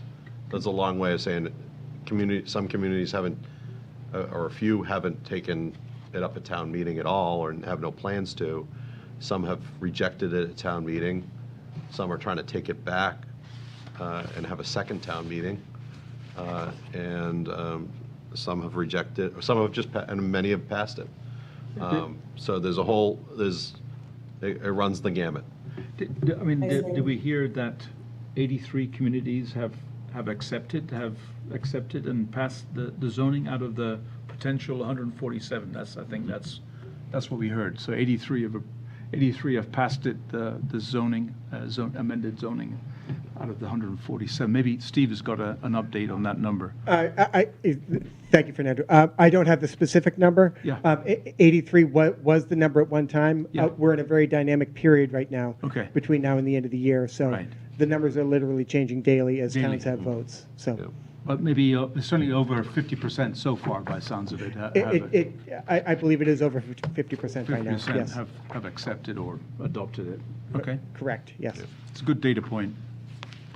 So if I could just ask a little follow-up, if we have not gone through the pre-adoption process, we are putting forth an article that has not been approved by the state, which we're voting on, which I brought up several meetings ago Yes. as a concern that Yep. we don't really have a viable document that we're voting on right Miss- now. Alicia, And Mr. Gant I'll have is- to, I am concerned that, what that means. Does that obligate us with the state to continue through the process if we decided after town meeting that Duxbury is not in favor of this and we want to join a town like Milton and push back? Yes, Ms. Babcock, this is Steve Gant, again, Chair of the working group. Your concern is very legitimate, and that's a concern that we shared as a working group as well. On Friday this past week, we did submit our application to the state, to EOHLC, to do that pre-review and get their review, hopefully in time for special town meeting on November 18th. So we have submitted that application. We are hoping to get some feedback from them, again, in time for special town meeting. Okay, does that also, Steve, include the form, the application that has to be submitted for the mixed use zoning? It included all the zones, the PTOD 1, PTOD 2, and the MUPTOD districts, yes. Okay, thank you. Sure. Okay. Alicia, I'd love to answer the last question, but I think we got to take one step at a time here. I think those are prospective issues that we probably can't answer right now. Okay, understandable. Thank you. If I may, Mr. Chair, I'd like to just share a couple of additional data points for the benefit of the public. Amy, you raised the valid point about the density and the 15 units per acre being something that seems completely incompatible with Duxbury. And that was also my belief when we started this process. But I'd like to direct your attention, and anyone who has a computer available, to a website called residensity.net. Residensity, it's kind of a made-up word, .net.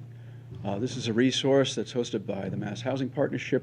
It's a GIS application, and they have populated it with estimates based on publicly available data, so there's potentially a little bit of inaccuracy, but it's the best information available statewide for mapping the density of housing occupation by parcel.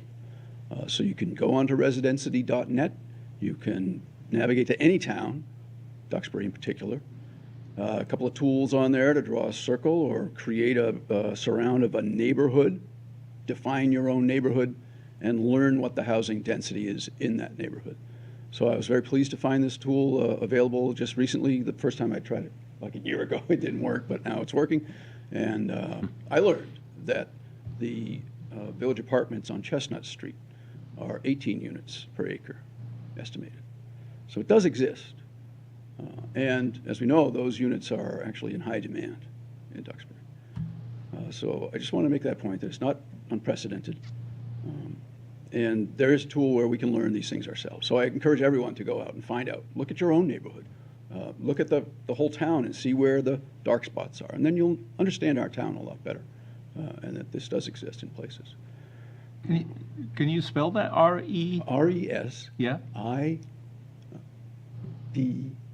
Yeah. C-Y. Resident. Oh, right, okay. T-Y. I can't spell. It's .net. Yeah. Resi. Yeah, it's a little tricky to get in. And then the other thing I wanted to just put out there is that there's been a lot of back and forth about the timeline. And I was just reviewing today, and as we all know, we didn't have a planner, and it was very difficult to make any headway on this.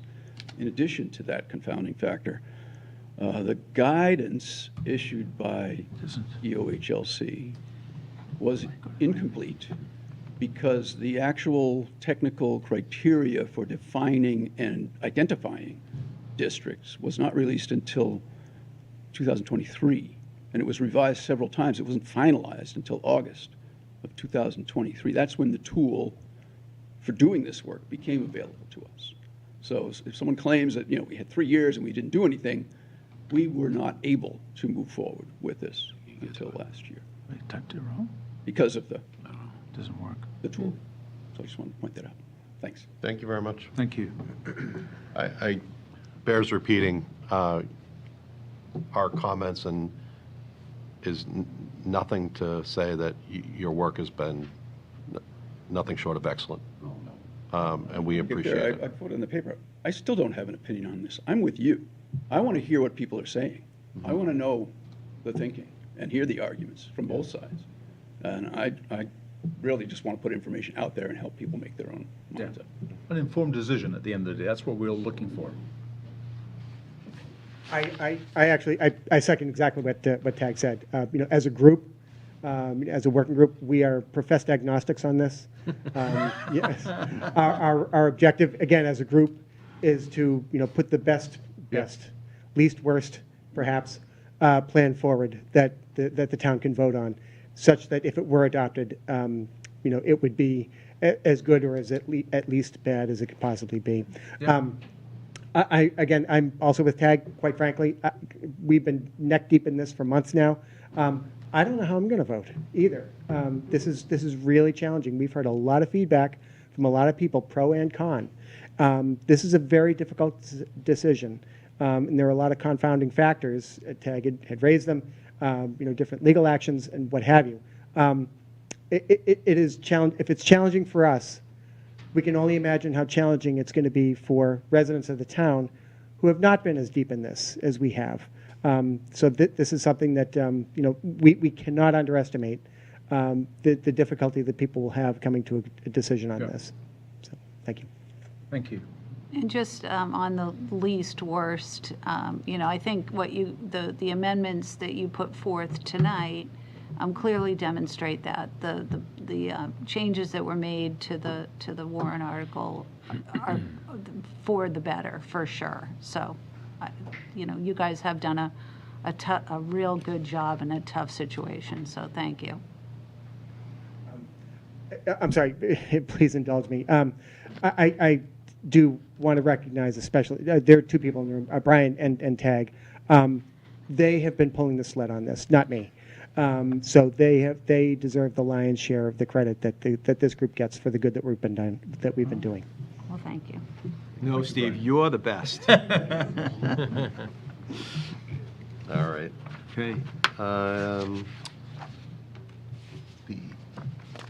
Why don't we move on to Article 4?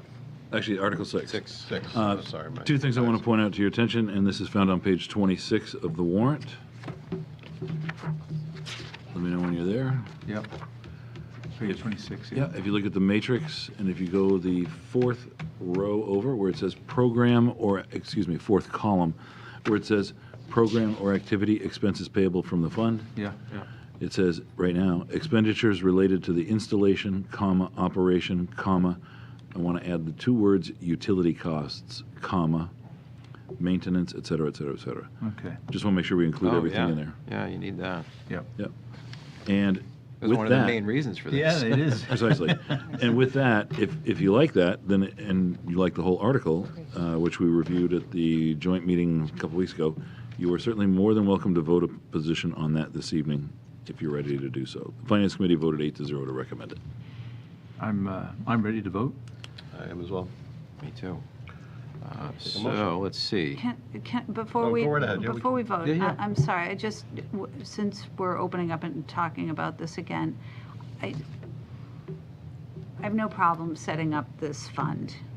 This needs to be done. It was unfortunate that we didn't have some feedback from our alternative energy committee about the charging stations. I did get an email from that group after the fact, and honestly, I didn't. It should have occurred to me. It didn't occur to me. I apologize for that. Certainly, they should have. Their feedback would have, I think, been helpful. They're a valued committee, as all of our committees are, and I personally apologize for not thinking of that last week when we did discuss this matter. So I just wanted to say that. But did they provide feedback Did to you you? provide feedback? They did. And what was their feedback? Well, I don't want to get into it too much because there was an email sent, which I'd be happy to share. I can send it to Nancy. But there are programs, other towns use their alternative energy committees to help them, and there's some programs that provide the services for the charging stations that I didn't get too much into it. It was more like, oh my gosh, why didn't we seek their guidance, but maybe it's not too late. So I'll send the email. It's never too late. I to think Nancy we and, can discuss it at a later meeting, or Yeah. if any of it's relevant, and we can do it. You can find out, yeah. Yeah. But for this article, I don't see any. No. Let's see. Great. Will that change the way you vote, Amy, from what you read? No. I mean, I Okay. think we still need to set this, Yeah, okay, this good. up. Okay, yeah. But I think their input would have been very Right, got very it. valuable to us. Okay, understood. So I will offer a motion that the select board, this is going to differ because we're not recommending yet, right? You are. Yeah. That's exactly what you're doing. Yep. I thought we were amending it. Oh, Did we not yeah, recommend? you can recommend it with the amendment. Do it all Yeah, in one that's if you what- want. Yeah. Well, I was going to recommend the amendment, Mm-hmm. but, I mean, vote for the amendment, but are we okay on the recommendation too? Okay, That's what I wanted to double check. All right. So I move that the Select Board support and recommend the approval of the amended November 18th, 2024 special town meeting, Article number 6, regarding establishment of a revolving fund to be used for electric vehicle charging stations. Second. Does that work? That's perfect. Yep. All those in favor? Aye. Aye. All right. Cool. Just That's to all I close it needed. up. If you would, Did please. we- I think you need to vote to sign. Well, did we vote did we vote to amend the MBTA communities? You did. We did that, right? Yep. Yes. Okay. But we just didn't take a vote on recommend. Not on the article. That'll just say available at town meeting, which is fine. On the amendment, right, okay. Want to make sure we did that. Okay, Yeah. good. So I will now, was there any other business for that? No, sir, that I was it. thought we were going to, are we not going to take a position on, or we're just, We just did it. okay, got it, sorry. So we amended both, and we took a position only Yeah, on number 6. got it. Yep, Correct. correct. Right? But you heard, but the public heard from 2 select board members. Yes. Once we've been here past 3 hours, it's like I hit Yeah. a wall. Yeah. And we've only got 6 more things to do. Just kidding. I move the Select Board close the November 18th, 2024 special town meeting warrant. Second. All those in favor? Aye. All right. Nice, thank And you. let's just continue on here. We have to Vote to sign the warrant. Yep. Where is that? Here it is. Here, number 5. You're right there. Just move the select board sign the November 18th, 2024 special town meeting warrant. Yeah. So moved. Perfect, just like it's on the agenda. All those in favor? Aye. Oh, I Aye. need a second. Sorry. Second. All those in favor? Aye. Aye. All right, now we're going to open the March 8th, 2025 annual town meeting and special town meeting warrants and call for articles. I move that the Select Board vote to open the March 8th, 2025 annual town meeting and special town meeting warrants. Second.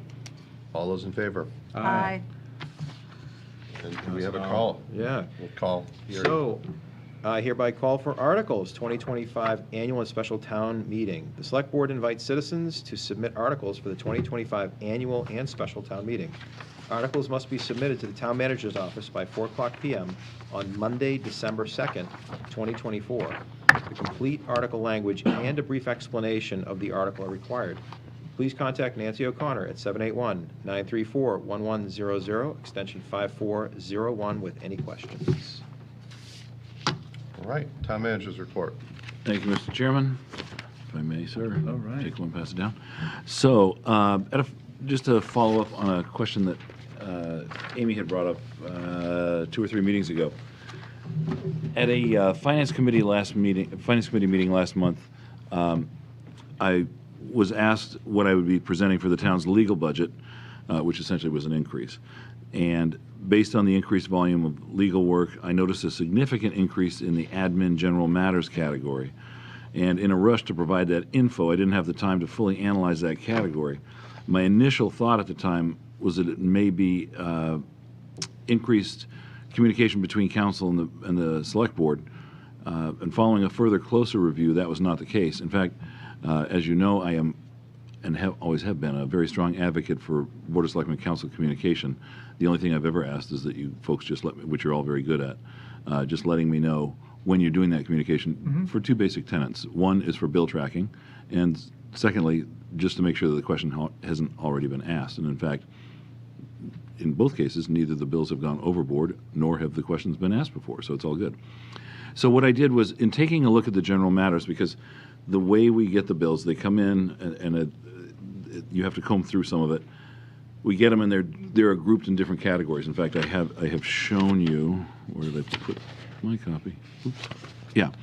So as you walk through this, you'll see at the top row, line 1, Labor Council. That's pretty much standard boilerplate thing. It's a retainer fee, and that's it. So when I was looking through the bills, I saw the administrative/general matters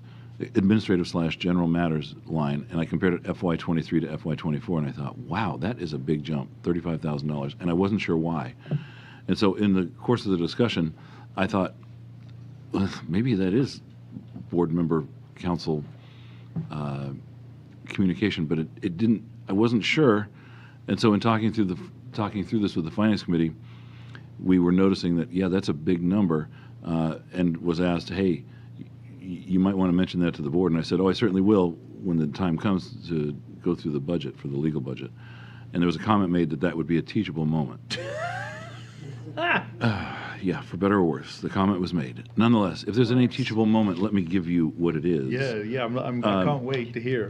The teachable moment is to not prepare this stuff as quickly as I did, because in doing so, I wasn't even familiar with what I was looking at in terms of the administrative and general matters. So what I wanted to do is kind of extrapolate what that really is. So the general matters cases are those that are issues related to things that don't necessarily fit in a box where you've got a case going. You could take any number of the annual activity that you've got there. But general matters are issues, legal issues related to things like, and I'm giving you semi-specific examples. There's a property located on Marshall Street, and in some of those cases, they have not risen yet to the level of a specific case into which they could be pigeonholed into one of these lines. Things like issues dealing with the Conservation Commission or a one-day liquor license, livestock issues, associated zoning violations, and enforcement actions. Also, there were different contract and procurement issues there. One was for a DEI summit. The other was related to beach nourishment, school roof contract, clock repair contract, Hall's Corner contracts, dealing with consultants there, the golf course. There were also rules and regulations and policy reviews that are falling under that general category, also such as the flag policy, earth removal issues that we were exploring, shellfish regulations, underground irrigation, a whole host of things. So that is what that actually is a catch-all for the things that haven't really been further defined by cases that you see in lines, well, 3 through 31. So that was what it is. So in the haste to get the information out, I thought, oh God, is that council review? And in fact, no, it isn't. In fact, the interesting thing is, of those administrative general matters, there are only 2 instances where it really was a board member calling council, but it was almost, So it was just a small amount. In the past year, Yeah. board members called council twice and was Yeah, in part terms of, this in terms of where the bill fell in there. Yeah, and it was a minuscule. Okay, because again, as somebody who is very concerned about spending tax dollars and also, it was infuriating to me that it was put forth incorrectly, and I appreciate the fact that you're clarifying that the overage in the general matters administrative is not a result of board members contacting council. You are So- 100% right. I would go one step further. It actually has nothing to do with that. Right. Okay. Yeah. I mean, that's the good news. Right. The bad news is, why is it $35,000 more Right. than 2023? Because of the activity going on in town and the need to be able to access counsel for any number of issues. So is it fair to say that there's more legal matters Yeah. this year than there was in previous years? Huh? Yeah. Yeah. And when we get to them now, they get a little trickier. Right. We're all over the map. That's how it is. Interesting. Yeah. And we've kept this, all credit to Nancy. She watches those bills for me like a hawk. Right. And then we review them. And then we review them again. And we review them a third time. Right. In this case, I didn't get to do the second and third review. Okay. So, by God, you can bet I did now. All right. Sorry, it really No. got to I'm me, glad you so brought it up, and I hope appreciate that you, answers the clarifying question this. for you. And I do hope that you'll still bring it up to the I will, yeah. finance committee that of the error. Absolutely. I had one more. Did you have something? You- No, Oh, you just okay. answered that. Well, right Basically, there. there's more legal matters Yeah. coming before the town than It in happens. previous years, and Yeah. so Well, there were some things that were some larger projects on there, like the DEI summit idea. That was a big nut. That took us several months. Doing the golf course review for their contract and the associated pesticide herbicide management plan. Yeah, okay. So there are some things that just require a little more attention. But the golf course thing is like a once in every 10-year Okay, all right then. event. So things will ebb and flow depending on the nature of the beast. Oh, the summit was a contract. Okay. Yes, and then there was contract review, but Contract it review. wasn't a lot, but it kept happening. And there were Okay. issues out on Marshall Street that are still going on, some of which are grouped into the specific cases, but some aren't because they were different things like livestock and keeping Okay. and All different right. uses going on there. Okay. I think you know what I mean. Yep, I understand. All right, good, thank The- you. The second and last item I had was related to the Duxbury seawall. I just wanted to let you know that I heard from Pat Brennan, and Northern Construction has poured the sixth section of new wall today for a total of 144 constructed feet thus far, linear feet thus far. They should be on schedule to be pouring every weekday going forward for 120 feet per week. So wall construction on the south end should be completed around the first week of December. That would be a total of 576 linear feet. So they are moving right along, and with weather like this, they're Nice. going like gangbusters. And that's my update for you. Yes, Mike, you got a When question? would we be able to apply the grant money for the At the- seawall? Is it the close of construction? I can't remember. Or is it along the way? No, I think it's along the way. It is. Yeah, when we get the contract, we'll sign it and get it out of here. Okay. Yeah, let's do it. I was thinking of FEMA, because that was a reimbursement program. Yeah. All right. Do it by November 7th. The minutes. Before November I'm gonna drive up and go pick it up Minutes. tomorrow. Minutes, please. I Thank move to you. approve You wanna go with me? January 22nd, 2024 Select Board open session minutes as presented. Second. All those in favor? Aye. Aye. Announcements. There are 3 announcements this evening. Proceed. Number 1, in-person early voting will take place on, the list is shorter now, Tuesday, October 29th, 9 a.m. to 3 p.m., Wednesday, October 30th, 9 a.m. to 3 p.m., Thursday, October 31st, 9 a.m. to 3 p.m., and finally, last day, Friday, November 1st, 9 a.m. to 12 noon. All voting will take place at the Steel Building, 130 St. George Street.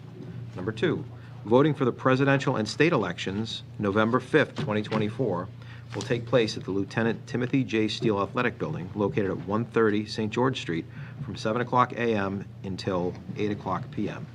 Third and finally, the next regularly scheduled Select Board meeting will be on Monday, November 4th, 2024, at 6:30 p.m. in the Mural Room.